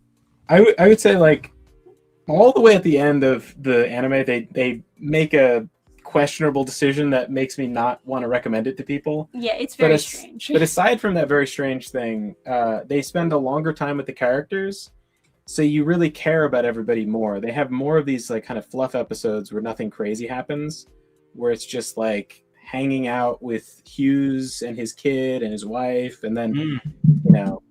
And so you care a lot more about these, and also Armstrong. Yeah, I've heard that hit because it hit hard for me in Brotherhood, but I heard that it hit harder in the original, which is crazy. Because it hits way harder in the original. I was like choked. It was so brutal, and then like because even like in Brotherhood, when I watched it in one episode, I was like horrifying. I can't even imagine. I do want to watch the original. It's worth it, I think. Yeah, well, the creator now has the newer manga series that is recently being turned into an anime. Is it Silver Spoon or no, it's another action one. Oh, okay. It's something Daemons of the Shadow Realm. I think they actually used the words Shadow Realm, which I thought might have been like under 4Kids' control, but yeah, I think it's Daemons of the Shadow Realm or something like that. And I kept on telling myself, oh, I need to read that manga. And now that the anime is coming out, I'm like, maybe I'll just watch the anime. I took too long to actually read it. Yeah, and Major Armstrong, in Brotherhood, they don't really give you much time to care about him. You know? Yeah, he doesn't do much. But in the anime, they spend a ton of time with him. He's like a very major character in the beginning. Okay. Just like Hughes, so you end up he gets so much screen time. Yeah, Hughes barely gets any time in Brotherhood. I still felt bad, but right. It's worse in the manga. That's interesting. It's so much worse, and like the. Oh, I was confusing Hughes because that was bad too. But I was confusing Hughes when you said Hughes. I was because I can mentally confuse it with what's her name? The bio.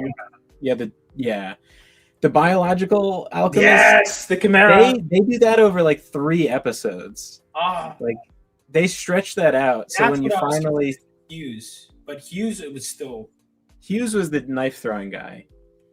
Yeah, that was rough. It was so rough in the original anime because like you spend so many, and he's such a fun, silly character. He's always the lighthearted character that always talking about his daughter.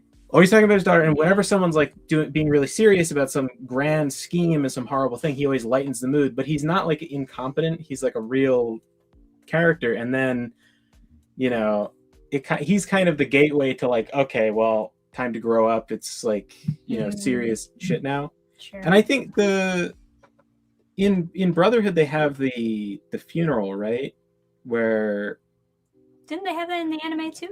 Yes, but I'm just thinking like the rationale in the anime was like, funeral is so sad. yeah, that was like that legit got me like choked up. We're like, because when Armstrong cries, you're like, oh fuck, Dude, Armstrong, Don't cry, best Armstrong. mustache of all time. What a What? chat. Best mustache of all time. Armstrong. Yeah. For sure. Perfect 100%. human specimen. You know, it's wild. All the homunculi are not all of them. Some of the homunculi are different in That's what the I anime. understand. From what I've heard, the explanation for them is different too in the original, Yes. right? And Armstrong doesn't. He has a sister in like a filler episode, but it's not. She's not But like it's the commander or anything. Um, Yeah, that whole arc where they go to Olivier? the icy place is not in there. that was pretty cool. That was a cool arc. So Yeah, that whole show is just beautiful, beautiful. yeah, the original anime was my favorite anime for a long time, and then It was the highest rated anime of all time for a very long time. What surpassed it? Well, right now, Freerun has surpassed I've heard it. Freerun is now- amazing. Yeah, that's currently the highest rated anime of all have time. you watched it? Not yet. It will improve your soul. It is very so good. it is so good. Yeah. Okay, Because so we got Spider-Man in chat. We were just talking about Spider-Man. The web Right, slinger. right. Yeah. what is up with my internet? It's just like I I don't know, but at least it froze on a good frame. Oh, is it frozen now? Well, just your video footage is frozen for us. I think it'll catch up after. How a long while. has it been frozen? Not Well- very long. It, Oh, every is it now and still then it just frozen? like flips. Nah, it's not frozen anymore. Yeah, That is it weird. fixed, but now it's frozen again. But it's been doing it the whole time. Don't stress about it. All right. Well, it's good to know. All right. yeah. What Sometimes is it's your? just By the way, being- I still need to read Reaper, but I loved Sonic City Witch. Oh, I'm glad. And what's I've the one, been what's the enjoying one that- them. Adam. I'm kidding, Adam. I want to read your stuff. What's the one you guys did together?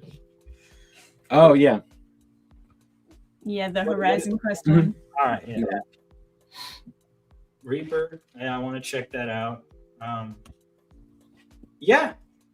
I mean, so do you prefer? Because Trish, I only ever see you talk about bad American comics. Do you ever read good ones? Of course. Okay, I'm curious because it's like, because I mean, obviously that gets the views. I will say that personally. I'll be like, this sucks, and it gets way more views than from like, hey, this is really good.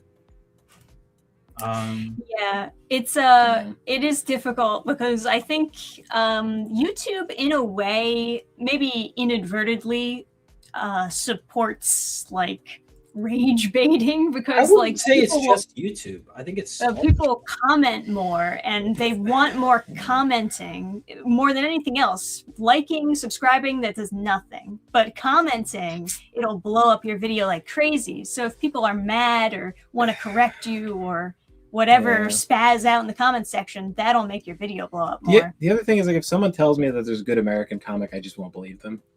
I have no hope. Like if someone tells me I just feel like even if I buy it, I'd just be supporting them making more like Mysterio's gay nephew with AIDS comic. Like, you know. Also, it's Timo Burnham, a fellow author over there. Oh, okay. Yo, it's Adam. It is indeed me. Yeah, I feel like if you already have a YouTuber that you trust recommendations from, then you know it's not as bad. Yeah, like I would trust an indie comic more than I would trust anything from Marvel and DC. If someone tells me about an old Marvel and DC comic that I could get in like an antique store, I would believe them. an It's antique store, dude. Antique stores, by the way, real quick. Do not trust their prices on comics. Sometimes, like I remember I saw. Now, to be fair, this is my fault for not using Google. 100% my fault. But I remember I was like, oh, Wildcats #1 by Jim Lee. This must be worth a lot. It's like, yeah, it's $25. And I'm like, and then like an idiot, I go to the comic shop, like, how much is it worth? He goes, you paid $25 for that? I'm like, yeah. He goes, that's a $1 book. Oh my goodness. He's like, dude, they printed millions of those. They're worth nothing. I'm like, oh. Yeah. Even like trying to gauge a price online is like kind of sketchy because, people will just put up stuff for like a bunch of money just Yeah. because they want to like I was about to say, that it has much more value. I was about to say, have my books gone up in value? But of course they haven't, because I'm still selling issue. Why the fuck? Why would it? But I'm wondering. I've seen people sell them online for like less than they're worth, because sometimes people back and just immediately put it on eBay. I'm like, which I don't care. I got your money anyway. You know what I mean? Okay, like someone's selling Phenomenova issues 1 to 3 for $35. So they're losing money on this. I'm like, well, maybe they just figure like, well, I read it already, so. Yeah, I mean, I guess I don't care. I should have advertised that. Give me the money instead, guys. What was crazy is I used to use Amazon for my books, and then I was like, you know what? I don't want Amazon's filthy money. They're gonna make this Rings of Power shit. You know what? Get out of here. So I was like trying to take my book down from Amazon, and then they were like, yeah, maybe we'll do that. I'm like, how dare you? What do you mean you're like processing, like whatever? So they printed out like 3 or 4 copies of my book and then undercut me. Oh, yeah, on Amazon. And they were like, we'll only take it off once these sell, right? And I'm like, and it was like they're selling them for cheaper than you can get them printed, like as an author copy. They're selling them for like $1 or something. Very weird. So I bought all the copies, and I got cheaper, like cheaper than they would give as like author copies. So I got extra copies of the book, but they were like trying to like screw me over, and it was so weird for like the printer to do that to like. And who the fuck am I? Like, it's not like someone's behind the desk, like, oh, we better stop. Like, no one knows, like, whatever. So I raised the price, which they didn't stop, to like $80. Got him. Yeah, got him. So strange. Yeah. That's interesting. Yeah, I mean, I was just looking at prices. I'm like, oh, that's because it is honestly kind of cool. Where I'm like, oh. Someone's like, it almost makes you feel like more legitimate. That I'm like, oh, someone actually thinks my stuff has value, or maybe they just want to get rid of it. Either way, it's cool, Yeah. Yeah, it could just be someone who's like thinking, oh, I should be efficient with my like property. I should like read it and then like sell it or whatever. Yeah, I'm looking at so many comics. I used to be stupid enough where I'd buy like every #1 issue, and I'm like, yeah, this is dumb. These are worth nothing. Don't do that anymore. Supposedly Image has the cheapest comic prices. That's interesting. Is that true? That's good question. Printing costs I don't know about what you guys, but I'm noticing like printing costs have been just going up a lot. Yeah, I mean, I guess it also is like, it depends like where you're getting it printed, but overall for like the mainstream, it's only gonna go up. It only ever goes up, Gas prices too, as soon as, and this is to the point with indie comics. I mean, life in general, but especially indie comics. I'm driving out, selling my books more than ever. I do this whole road trip, and right around that time, hey, now they're international things, and the gas price has just skyrocketed.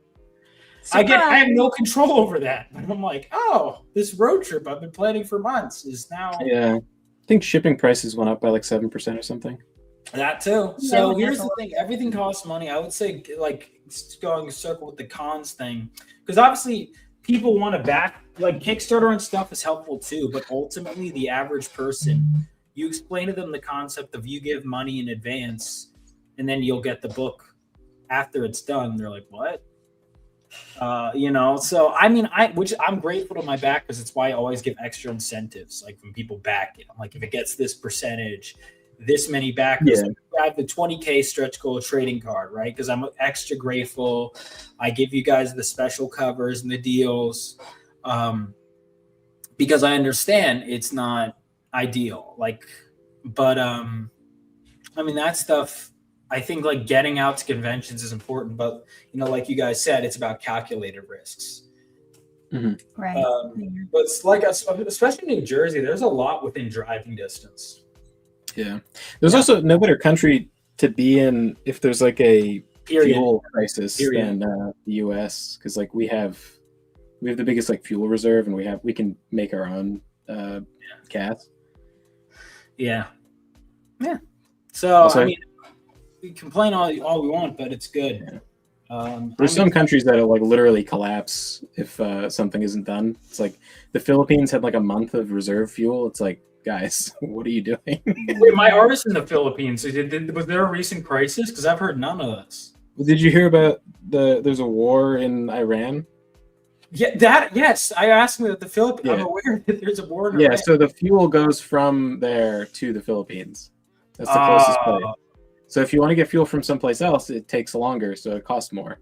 So the Philippines, to offset that fuel crisis, they have 30 days worth of fuel barrels just sitting around in country, and they released those to be sold, right, in order to offset the increasing price.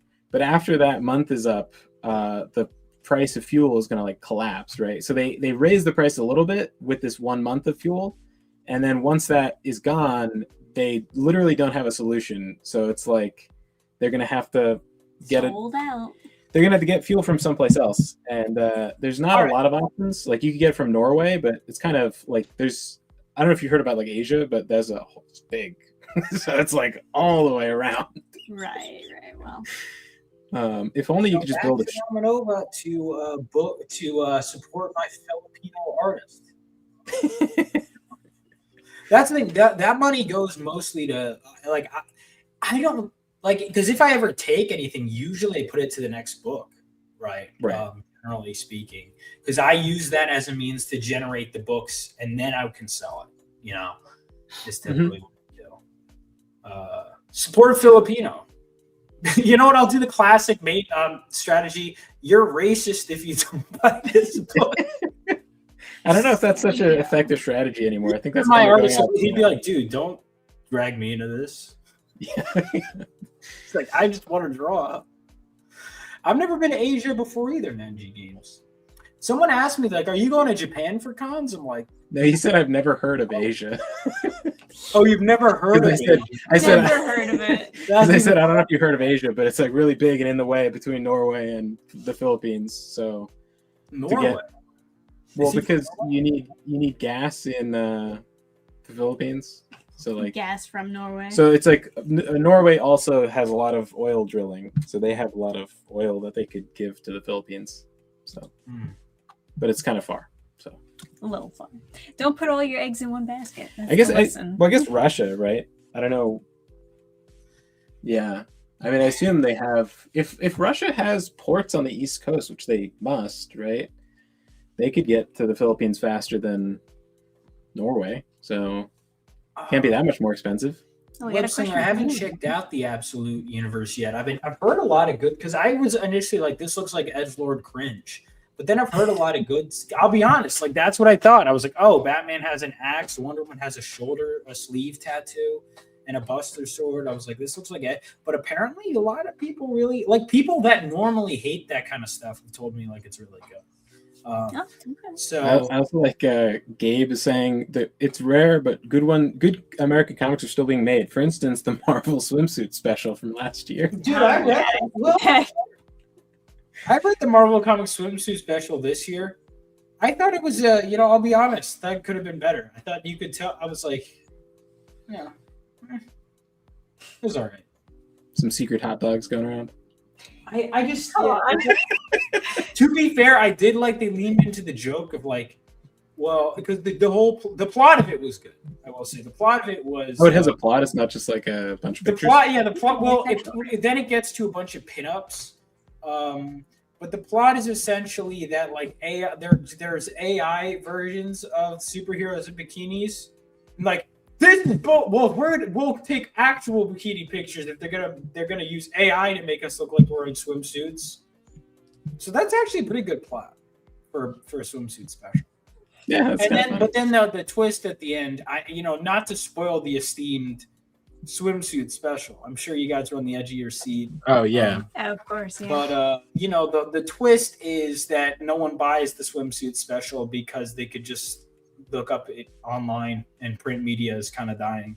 I think was the twist. So that was pretty good, to be honest. It's kind of sad. Yeah. It's like, yeah, thanks. I'm printing my own comics over here. Well, I don't know if it was print media, but it was like typical, like that kind of like bikini special or whatever. Sure. Yeah. I get it. Mm-hmm. Yeah. What do you guys? What's your next book you're working on? Well, we got a bunch of things, I guess, in the works, but Yeah. I'm also, I guess, I just finished up the Reaper Book 2 campaign, so now I guess it's onward to Book 3.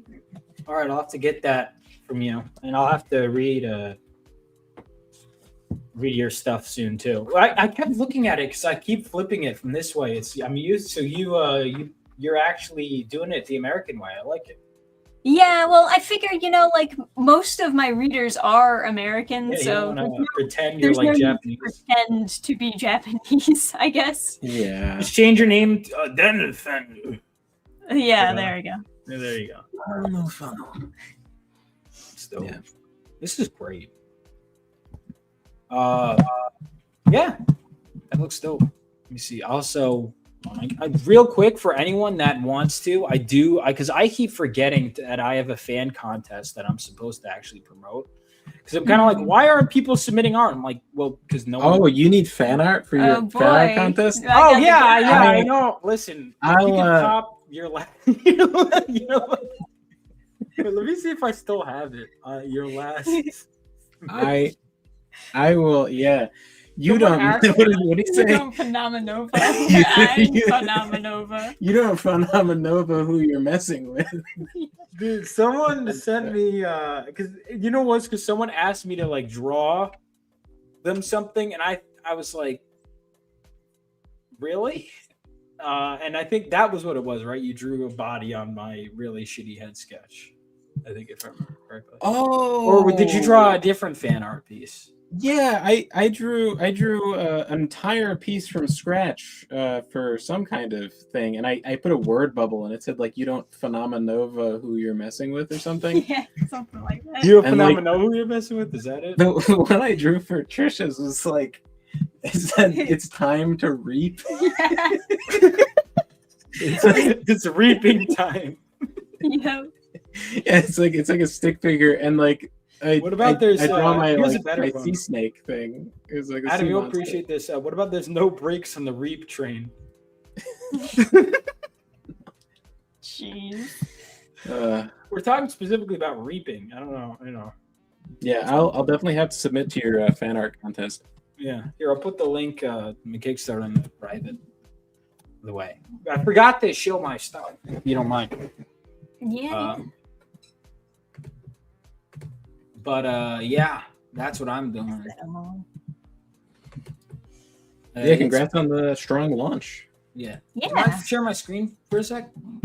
Sure. Or how do I? Oh yeah. And then yeah, let me know when you're doing your stuff. I got to start doing promo streams again. I have been just not doing that at all. Like I should probably do that. Including my own. Same.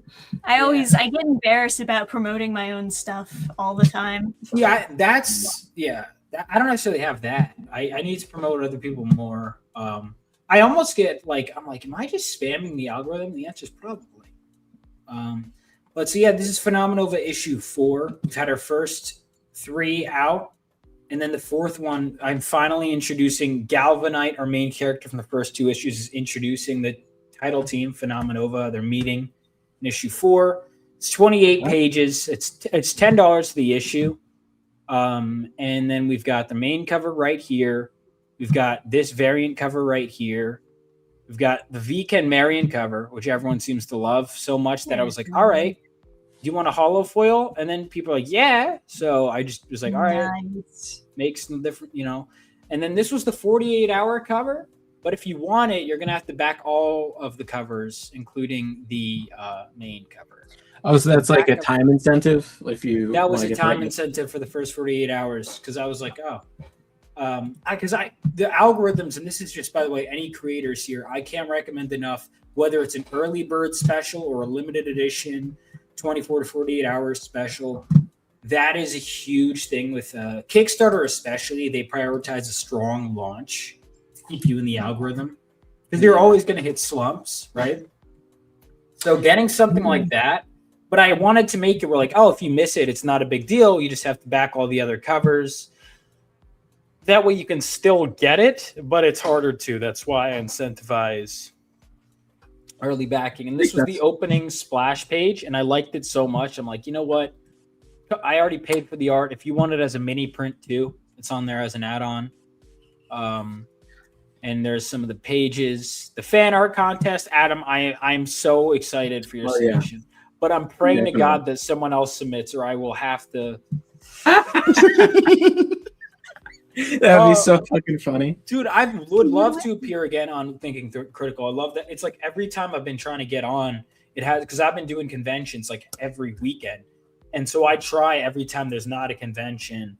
And so I have been invited, they have a great show. I actually was with Jeff Hicks because I met him through that show. And I've hung out with Jeff Hicks and Aaron Sparrow last month. Aaron Sparrow at MegaCon, Jeff Hicks the following. So I would love to get back on. I got to just find like a Saturday that works. In fact, there's one Saturday where I'm not at a con next week. I'm like, maybe I should just do that. You know what issues? 1, 2, yeah. 3. I really love fan art. It's such a cool feeling to get fan art. Absolutely.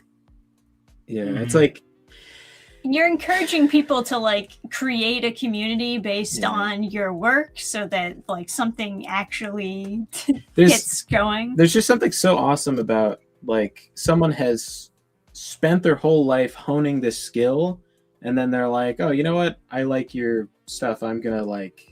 Yeah, like when people get excited for your characters, that is the coolest thing. Like again with VK Marion, so he's doing Green Lantern right now. He just did the 600th anniversary. He's a fan of Phenomenova. He was going to do a cover for issue 3. We're also friends, right? So he's a big FF7 nerd. So he drew Cloud in my sketchbook. That was really cool. Oh, nice. We're both FF7 fans. But he was supposed to do a cover for issue 3, but it didn't work out deadline-wise. He was like, I want to draw your main character, which when someone like that says they want to draw something, I'm like, yes, sir, do that. Because, I'm like, if you're excited about my little IP, like, okay, that's draw cool. whatever you want. And so, but Galvanite is barely in issue 3. So I was like, oh, well, but I was going to let him draw it anyway. And I'm glad it didn't work out because Galvanite has his like triumphant return in this issue. So it ended up working beautifully. That was really cool. And it was cool because he gave me like a bunch of thumbnails and all of them were like cover quality.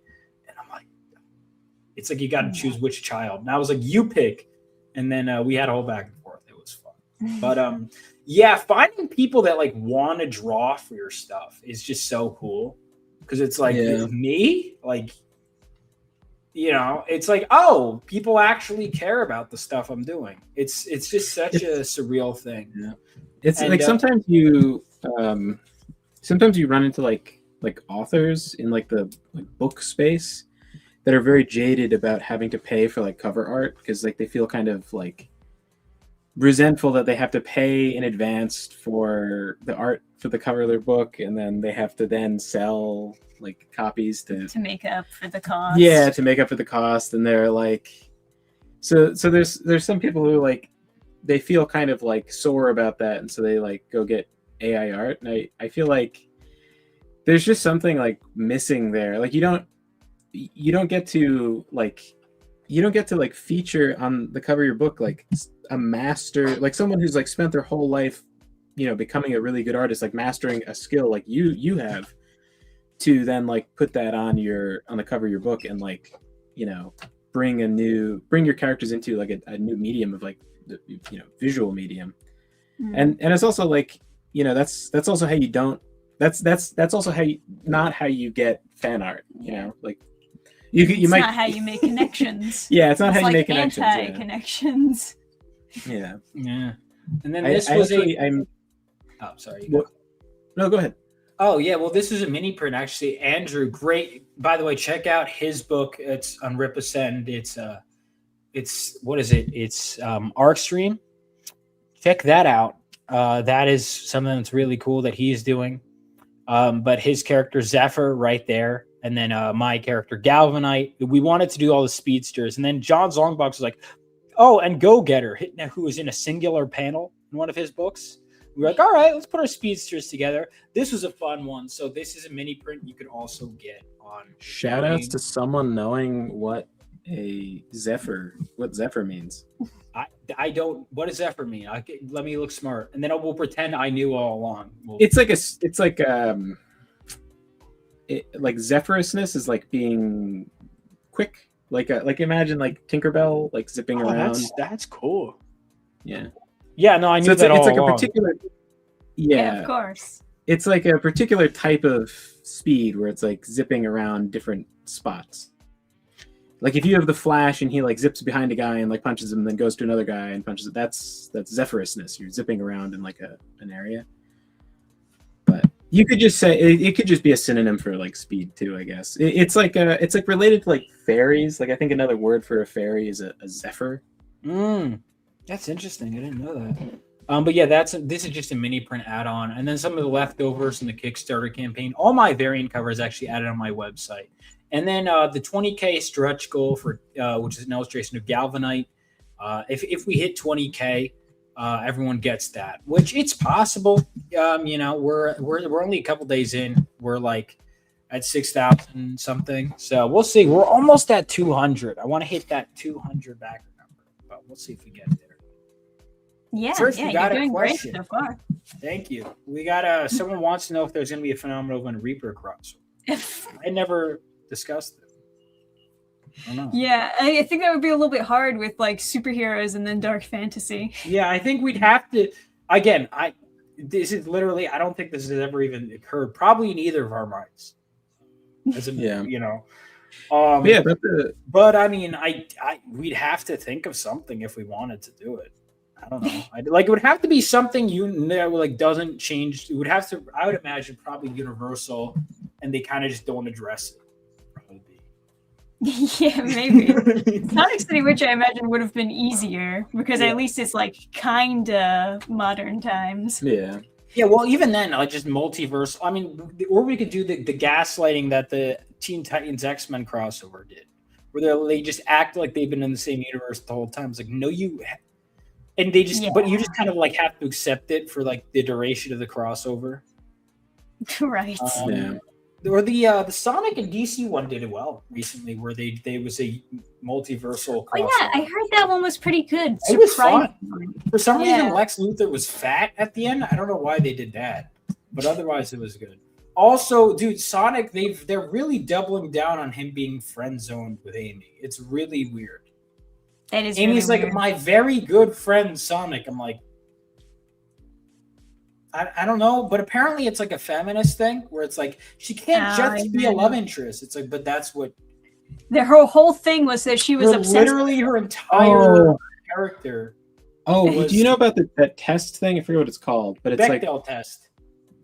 Yeah. Yeah. So they have to have a scene where two female characters discuss something that isn't another male character in order for it to be like true feminist approved. But like, that is a perspective coming from someone who's never written anything. Yeah, like how many the plot times is around men, it has to be driving. But that's the thing is like, how many times in a story do you have the room where you could just have a random conversation that doesn't have to do with something related to the plot? Like you can characterize people, but you can characterize at the same time you're forwarding the plot or like doing some like, you just don't have that much room for that kind of thing. Like you don't have the room in a movie. You definitely don't have the room in a comic book. Like, so it's just like this, it's like this very indulgent thing. Like you might have that in The Room, right? Because The Room is just this like very confusing movie where it's just sort of all like a fever dream.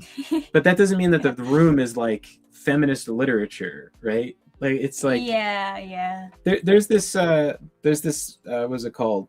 Tolstoy's Razor, or some people call it. It's like every story worth its salt is either a hero goes on a journey or a stranger comes to town.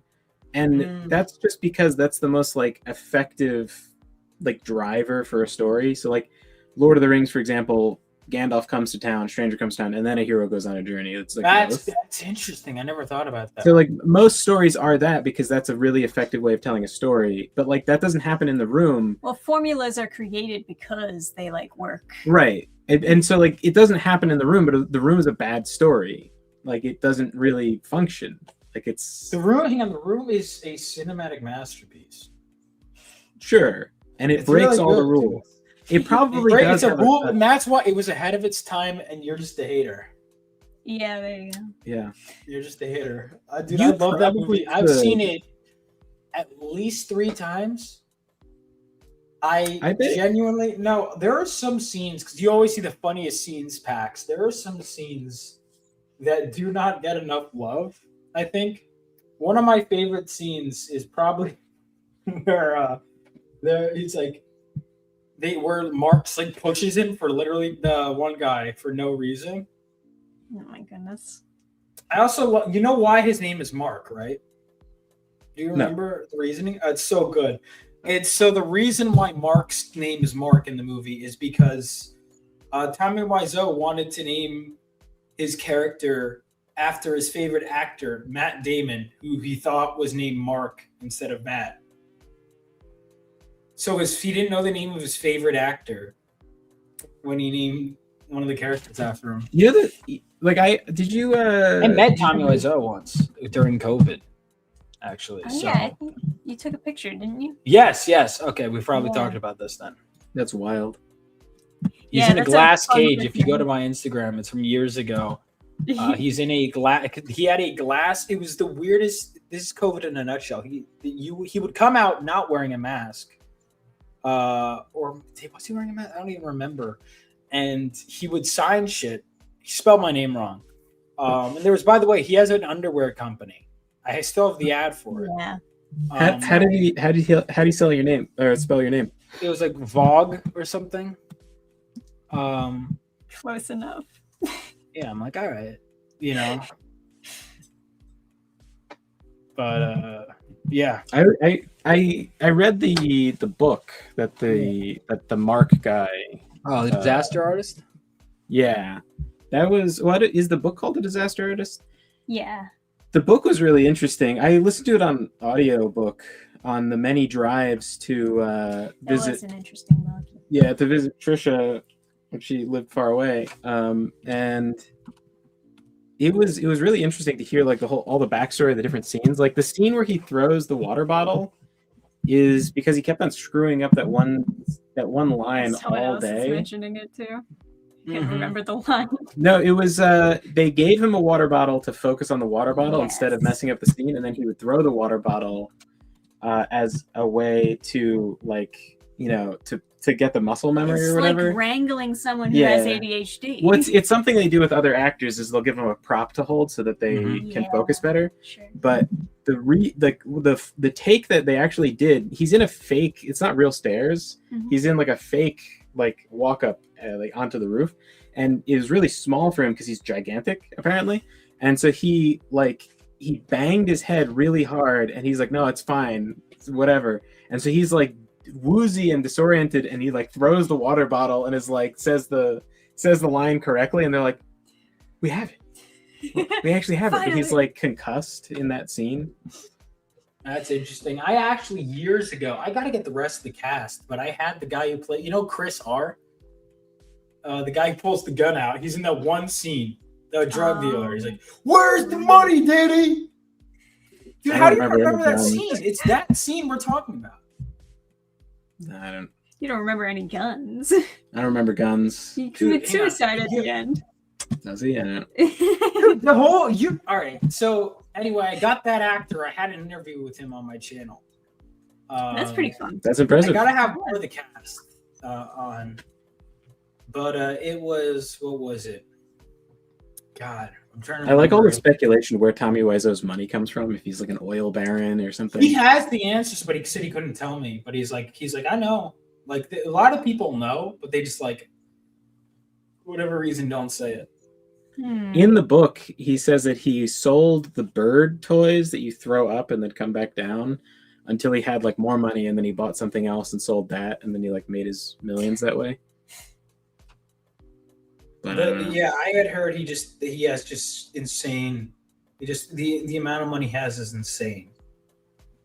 Yeah, in the book they say like someone was cashing they were like getting their paycheck or whatever from like directly from his account, and then he was like, it might be a bad check because this guy is kind of like, you know, whatever, so I'm a little worried about that. And then the lady behind the counter goes, like, raises her eyebrow and is like, I wouldn't worry about any checks bouncing from this account. So like he was like, how much money does this guy have that the cashier would be like, oh my god, and like break professionalism to say that? So it's like very interesting. Mm-hmm. That is insane. That is nuts. Got to spend a lot of money from that account. I heard about the mystery of Tommy Wiseau as a vampire.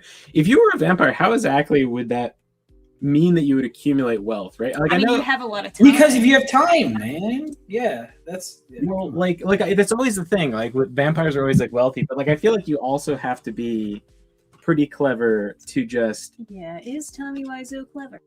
Because you could own lots of different properties and be managing lots of different properties, but if I was a rival vampire, couldn't I just pay a crazy guy to like take a dump in your Airbnb? Come on. Like, you know, they have these vampire clans have lots of conflict. Yeah, but you can hire someone to clean up the dump. No, you'd kill that guy. If you're a vampire, you're just gonna hire a cleaning person. I'm gonna hire an assassin and have all the hobos in the city murdered. We've gone way off script here. If I'm a vampire lord and someone is paying people to take a dump in my apartment buildings, they're dead. Claws. You know? So that's what Tommy must have done. Yes. He must not own anything in California, by the way. Fascinating. Why did your mind go there when it comes to vampires, though? Of all things. Well, like how could you make money in a stable way that another vampire wouldn't attack? Like, how do you...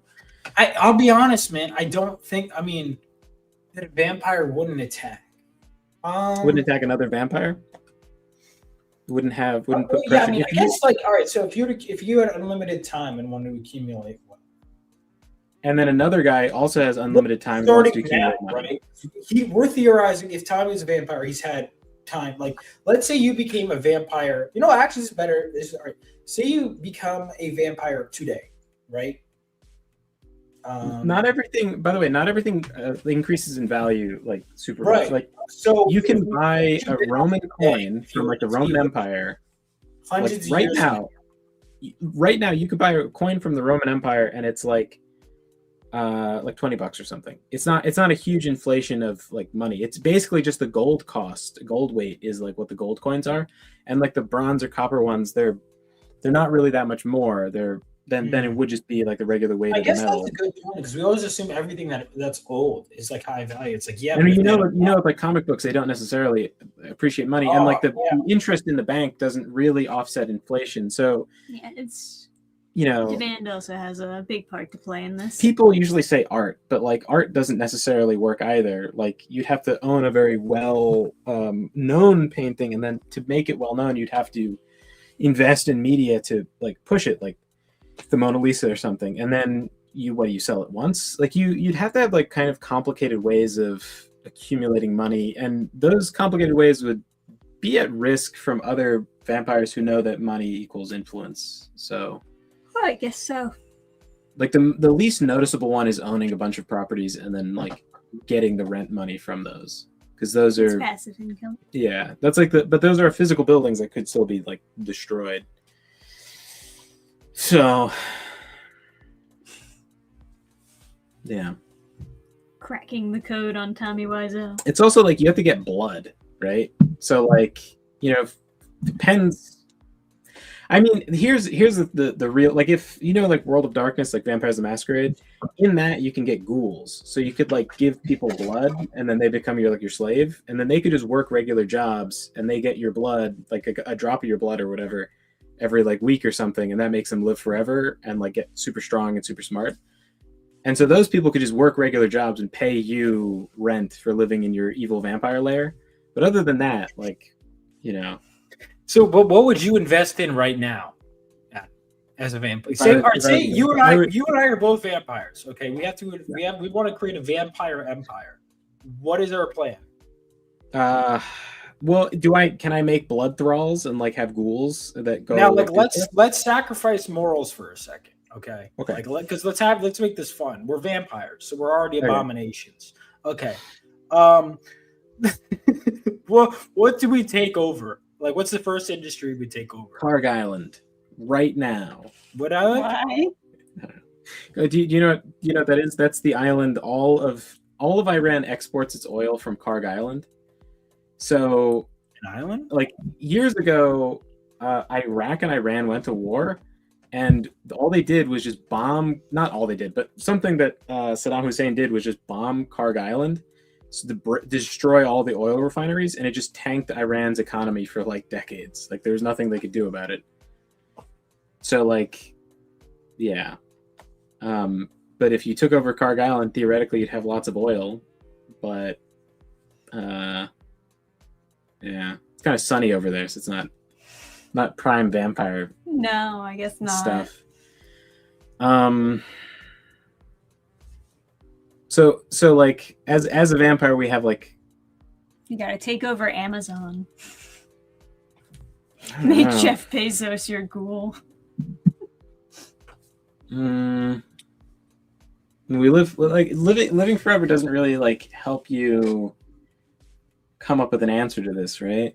Like because you're assuming. All right, so let's see. All right, so I'm going to capitalize on the current things, right? Because you have to have like that immediate thing, and then you could do the long-term investments.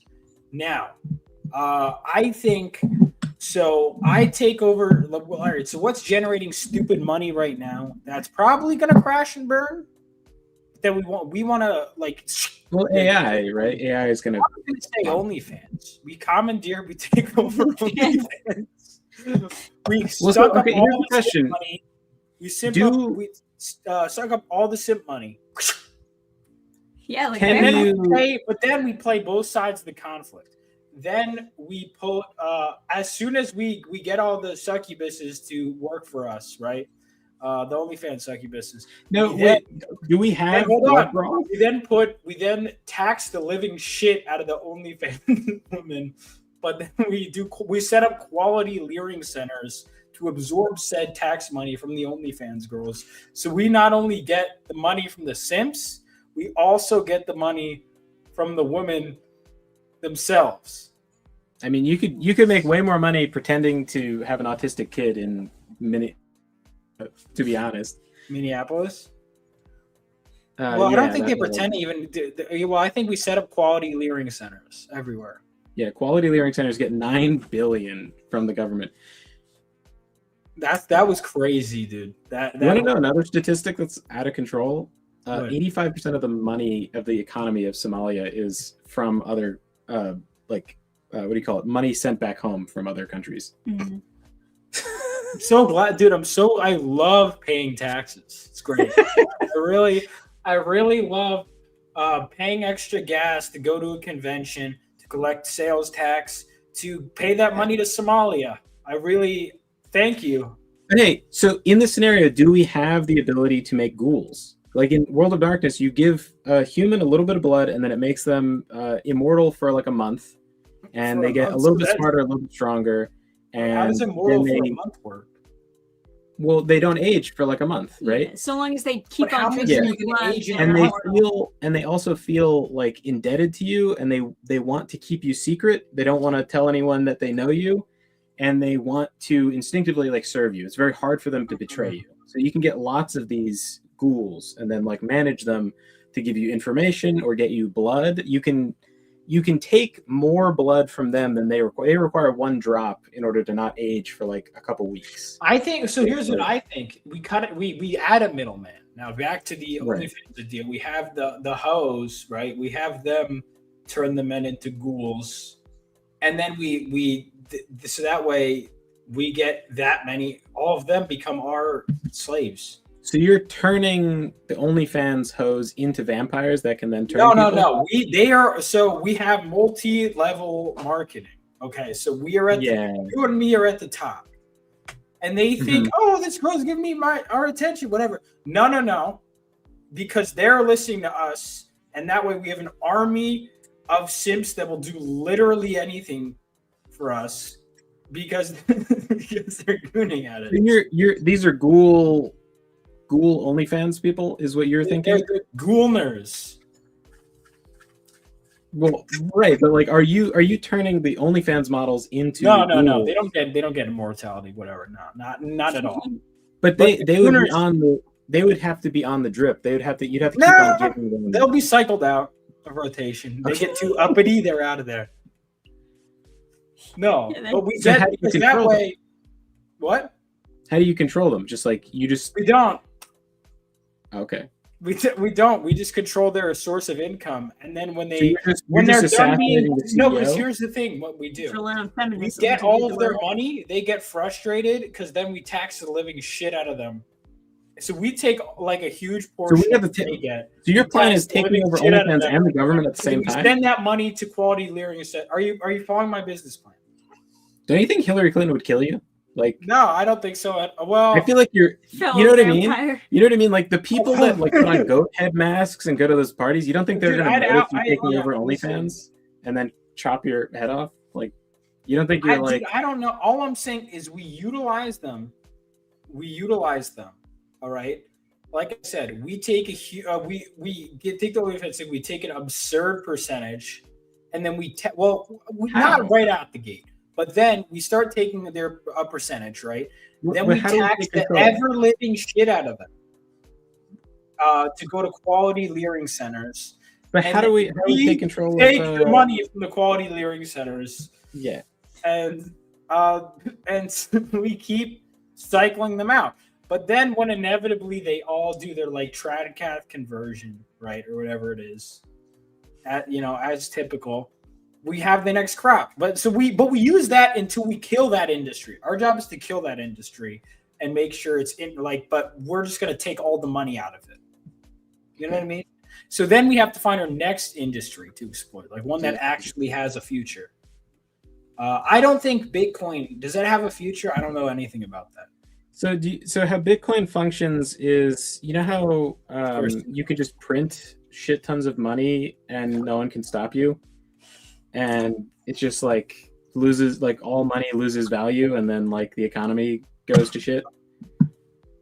70% of all currency that's ever been made was made in like the last presidential campaign, like the last presidential cycle. So like you can really, it's called debasing a currency. By just printing lots of it, you can debase the value of the existing currency, and because you control the production of the currency, you can make a shit ton of money that way. But it, in the long term, like causes problems for the country. You could do that in a lot of strategy games too. It's always a bad idea. But Bitcoin is this thing based off of like an equation. So you solve like 2 + 2, and then you get 1 Bitcoin, and then the equation gets more complicated. It becomes 2 × 2 or something. And then the equation, it's fixed. It will keep on getting more complicated in a fixed way, and it'll take longer and longer to solve the equation. So to produce new Bitcoins, it will become harder and harder. And then maybe you have slight inflation as computers get more powerful. But essentially, it's a controlled currency that isn't necessarily finite, but it can't just be printed. It's not as easy to inflate it. And with like gold, you could discover a deposit of gold, and the value of gold would go down. But it doesn't happen with. So wait, what if we make like our own gold? You know what I mean?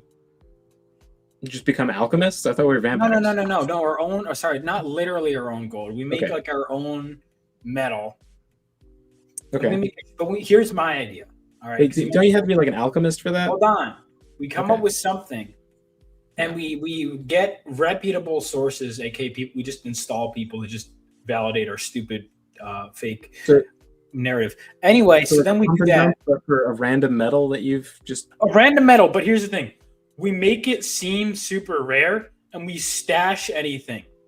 That can you just and become then famous? everyone invests all their money in this stupid idea of ours, and So then pump it eventually, after we have the money, once I think basically we operate as a series of scams, and then we come up with new identities. So then we actually, after they invest all of their money on this stupid thing that's super rare, we do what you kind of did. We're like, oh, and then there's just a massive reserve of it that's discovered, and they've wasted all their money, but we have it anyway. We have all their money, and then we fake our deaths, and we rinse them. Next, we have our next scam. Perfect plan. Okay. I think we keep over the course of hundreds of years. We just do nonstop get rid. Quick definitely what Tommy Wiseau did. Yeah. No, though, because people. I think wouldn't it be easier? Couldn't you just find a random billionaire that wants to live forever and just like make him your ghoul? No, because then because I don't look. I think we need to look at everyone else as beneath us. Okay, but couldn't you just enslave like some random billionaire and then get lots of money from them? Adam, I cannot believe you would endorse slavery on this show. I've never endorsed it. Okay. Adam just blackmail on really rich people. Yeah, I cannot believe they have to keep on paying. I want to say that I condemn Adam's endorsement of slavery in the strongest possible terms. Okay. I would never anyway, anything more on this show. Back to fan art. Yeah, so we got a bunch of fan art from Horizon Quest, and it touched me deeply. I actually really appreciated it, and I wanted to like kind of do something with it at some point, and I finally did. I had Trisha kind of collage them together, and I made a shirt. And shirt out of all the fan art. Yeah, just for me. No one else can have one. But I had a shirt printed with the fan art on it. I'm gonna wear it to the convention. Yeah. I don't know like which day I want to wear it, but I'll have to take a picture of you to put it online and whatnot. Yeah, I have the shirt over there. If you want to see it. Yeah. Was it of your fan art? Let me see if I can find your fan art. Oh, this is like real. This is like actual fan art. But this isn't like fan art of different people did for it. Yeah, well, it's a little bit. It's gonna be hard to see, I guess. But I just assumed you were talking about something like that. To be honest. Mm-hmm.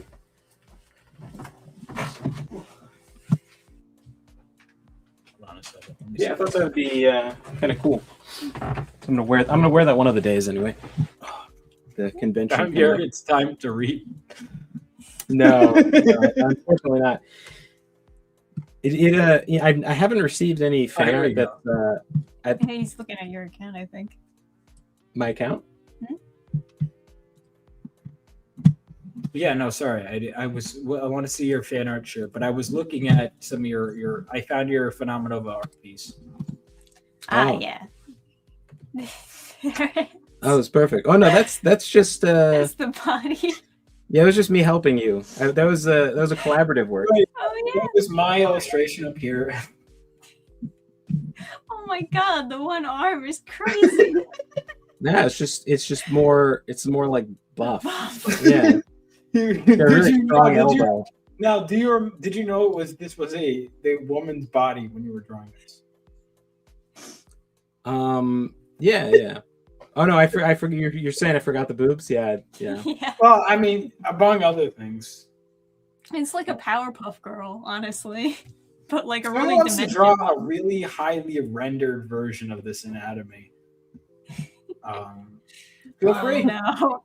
In fact, no, but I am like I do respect the fact that you were like trying to like branch out and like learn new skills and stuff. Yeah. No, that's totally what it was. Yeah. Someone was like, "I'll pay you extra to draw something for me." I'm like, why would you? I'm like, do you realize like this is? I'm like, all right. I'm open for commissions if anyone wants some of my Yeah, beautiful. if anyone wants some, I mean, yeah, me too. Put comms open in your. Let's see. Commissions open.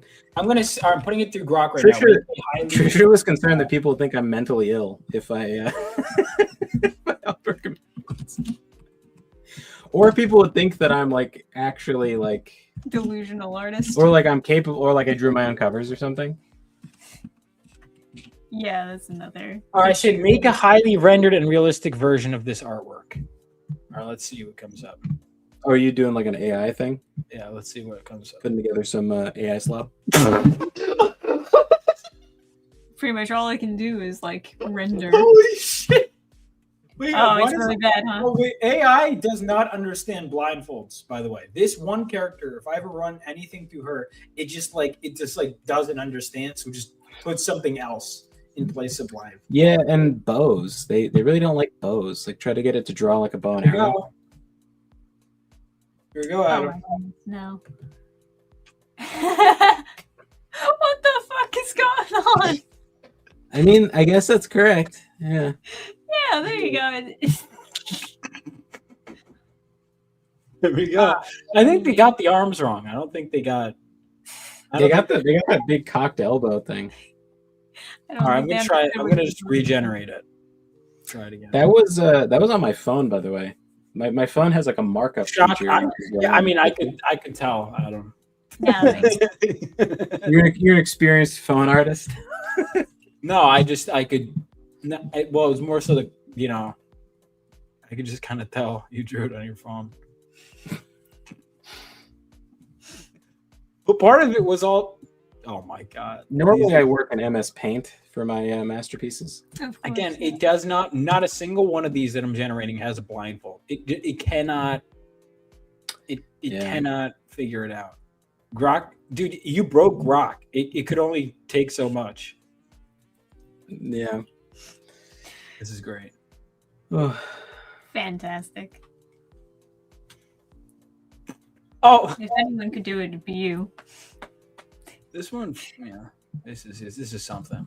This is something. All right. So, if you ever feel like switching to AI, yeah, there you go. Yeah, no, I don't think so. But yeah. I gotta stop. There was one time I was making a thumbnail and I just like lost track of time just refreshing. Yeah, AI will do that. Because I don't even think it's good. I'm just like so fascinated with like. Yeah, it's like it kind of activates the sort of gambling instinct. Yeah, that's exactly what am I going to get next type of thing. Like this entire time I've just been like while talking since that I'm just keep. This is this is they're getting worse. They're actually getting lazier. This is crazy. They're literally just like taking your stick figure and then doing an AI head and not even bothering the body. Yeah.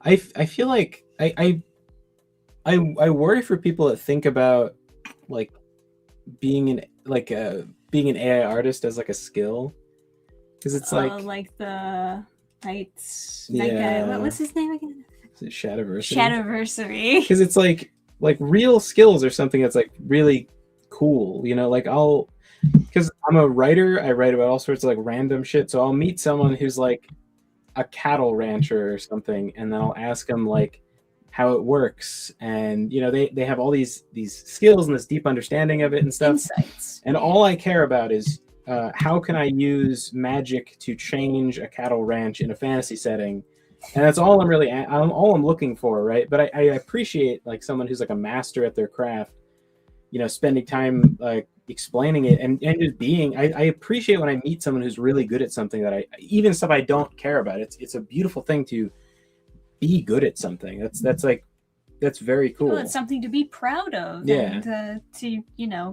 make yourself exist as an independent person. Yeah. With your talents.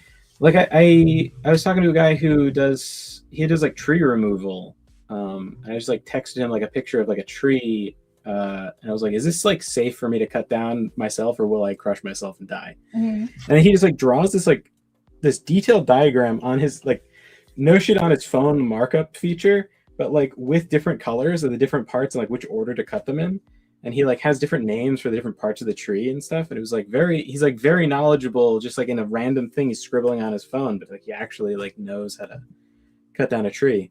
Nice. It's like, yeah, it's just like, it's cool. But like, it's like someone feeling like they're really good at like Googling or something. It's like not, it's not really like it's not a skill with a lot of prestige, you know. It's not like something you should be really like proud of. Exactly. Like if you built the AI, like, yeah, that's really cool. You're a good coder and stuff. Built this thing that can, you know, scrape a bunch of other people's art and then mush it together in Photoshop. Sure. But like, I don't know. I think there's something really valuable in someone like pursuing a skill and getting really, really good at something. And yeah, and I also like with like drawing stuff, it would be kind of cool, I guess, to be good at drawing, but I just don't genuinely care. And like I feel like you should feel this like, you know, deep desire to like get good at something, you know. So I'm kind of happy staying in my own lane, just like doing my own thing.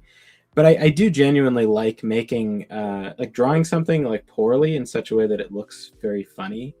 Like, because you can like put like, have you seen my Horizon Quest cover? No, I did. Oh wait, you drew it? No, he drew his own version of it. Like if you look at my, it's horrendous. Yeah, if you look at like my Twitter, you can find it. Oh my god, how long ago would it have even been? I don't like post media, so if you just search by media. Dude, you broke Grok. It's like flatline multiple times. It's the reaping time one. Oh yeah, you could show on that. It's time to reap. Should be around here, right? I don't see that. Oh no, it's not loading. Not loading. Just go back up because it would be around the same time that. This is Grok. As a joke, what is my ideal love interest like? And I noticed like almost all of them, with the exception of one that was. Oh, there it is. There's the Phenomenova piece. Oh, let's see it. You did. Wait, you drew another Phenomenova piece? Yeah, I submitted this, and you said it was too late to. I didn't get in by the deadline. You don't nova what I Phenomenova. This is Bob's response.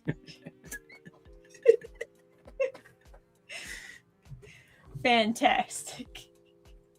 I don't know if you can tell, but I used the star tool. Yeah, why does he have stars? Yeah, epic special effects. Well, no, that's lightning, obviously. But you know, what you may not know is it was made with the star tool. It's just lots of stars. And then show him the Reaper piece next to it. Oh yeah, there it is. Yeah. It's time to read. Wait, again with the arm. Again with the arm. Why is the one arm substantially bigger than actually the one side of the body? It's perspective. It's just perspective. That's the closer side. It's time to read. So yeah. So did your character become a monk between issues? Why is your character bald? Yeah. No, it's just any hair. You can't see the hair because it's so bright. He's in got the room. like X-ray clothes on. Well, that's because it's so bright. The sun is so bright. Yeah, shiny. The sun's behind the word bubble. Yeah, I'll tell you what, man. If you want, you know, I'll tell my other artists to push aside. I wonder if we could do that. Like, you know how like they'll have like dog shit interiors, but like a really nice cover with some comics. If we do like the reverse, so I have like beautiful interior artwork. And then just have Adam draw this cover. Like it should be. It's probably one of these ones that won't load. Probably. Well, that's not. Yeah, we'll go down. I'll let you take control then. It's got to be like. Oh, these are links then? Yeah, some of them are videos. I guess not. Man, gotta find. Well, I guess we can always find it another time. Yeah, I thought it would just be kind of Yeah, I thought it would be pretty easy. Yeah, because I did it as a joke for like April Fools. While Horizon Quest was running. While we were doing the campaign. It was his variant cover. Yeah, it's variant cover. Now what is this then? Oh, if I was posting this then the campaign would have been before that. Did we somehow scroll past? Oh yeah, I don't know. That's not a big deal. Yeah, I guess. Yeah. Anyway. But I did a very like goofy cover for. You basically just like tried to recreate it, but like. Wait, so can you actually like draw, or is it? No, I can't. No. Oh, okay, I was just curious because I'm like I wasn't sure if you were like withholding your power. No. I can draw so far as I can make something look silly, in like MS Paint. That's about as far as I go.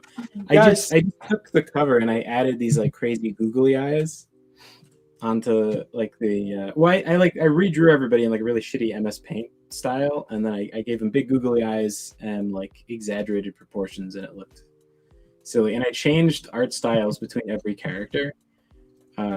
Art style. I like, like every character looks like drastically different. And then like instead of drawing grass, I like used a really like pixelated photo of grass that was like in the wrong scale, like a photo of a rock, I think. Yeah, perfect. Just add photos when you can't draw it. Fascinating. Yeah, I'm gonna have to.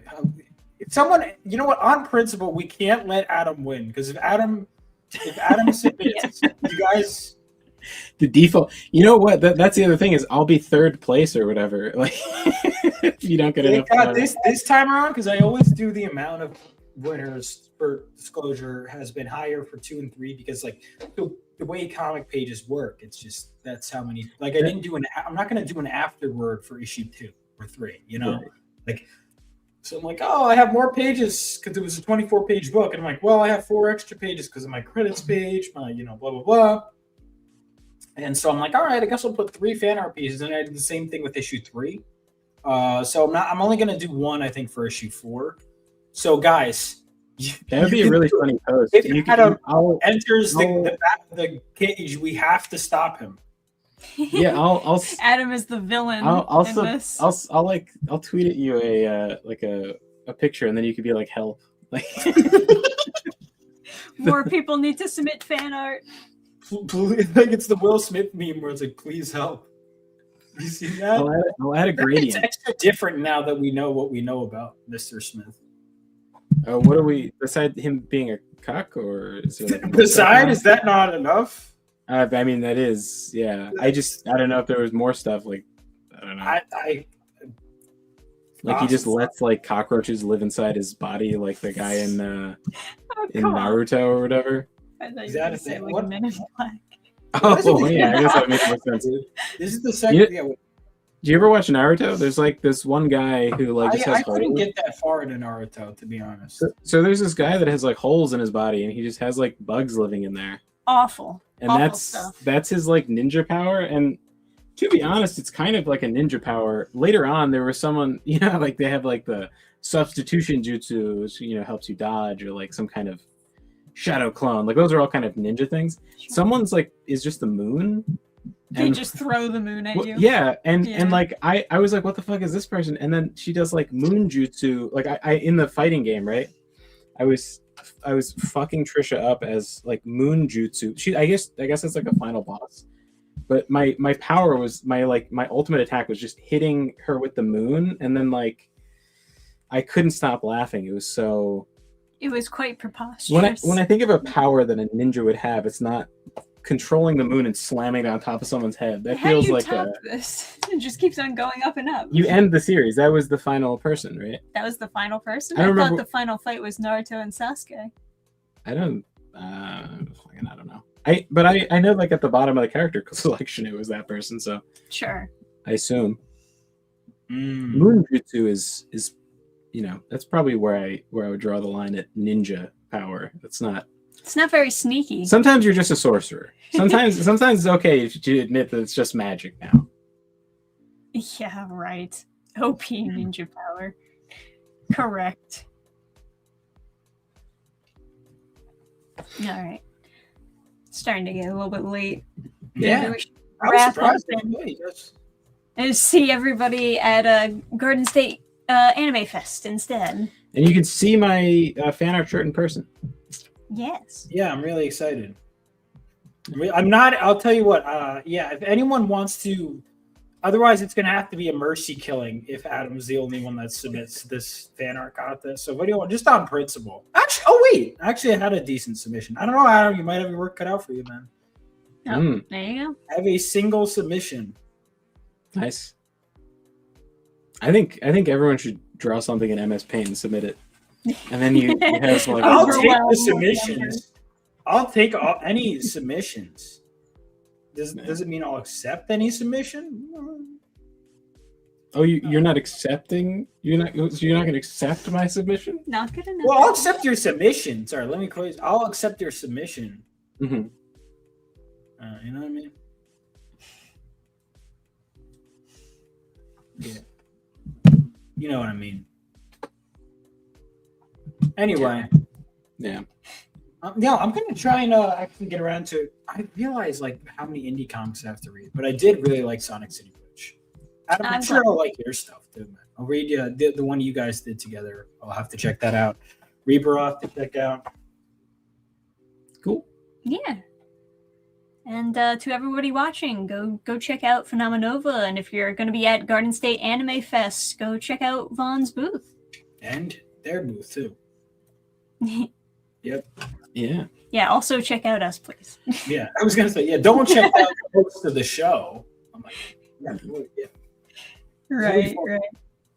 And then we'll go to the what was the smoothie cafe? Do you want to go there again, buddy? No. Have you got your fix? Oh, Smoothie Cafe. Yeah. Very insistent. Were you happy you got it last time? Yes. Yeah, it was good. Especially now it's going to be super hot. It So was like when you're like nowhere, and he was insistent that I drive like 30. I have to go 2 hours this way, and he's very insistent that I drive like 30 minutes out of my way to go to the smoothie place. these claims are fallacious, but when you're like kind of dehydrated and the only thing you have is a kind of warm water bottle, and then you drink like a ice cold smoothie, Yeah. that's quite No, refreshing. I'm sure. What's the weather? The weather has been. yeah, it's supposed to be warm this week and then get cold again next week. Oh, I'm gonna be in Vegas, so see you fuckers. We'll be there next week. I'd rather be cold. I like the cold. You're an interesting man, Adam. Thank you so much for having me. This has been fun. Yeah. So thanks for everybody for joining us on the Friday stream. We'll maybe see you at Anime Fest. Yeah. Good night, everybody. See you guys. See you.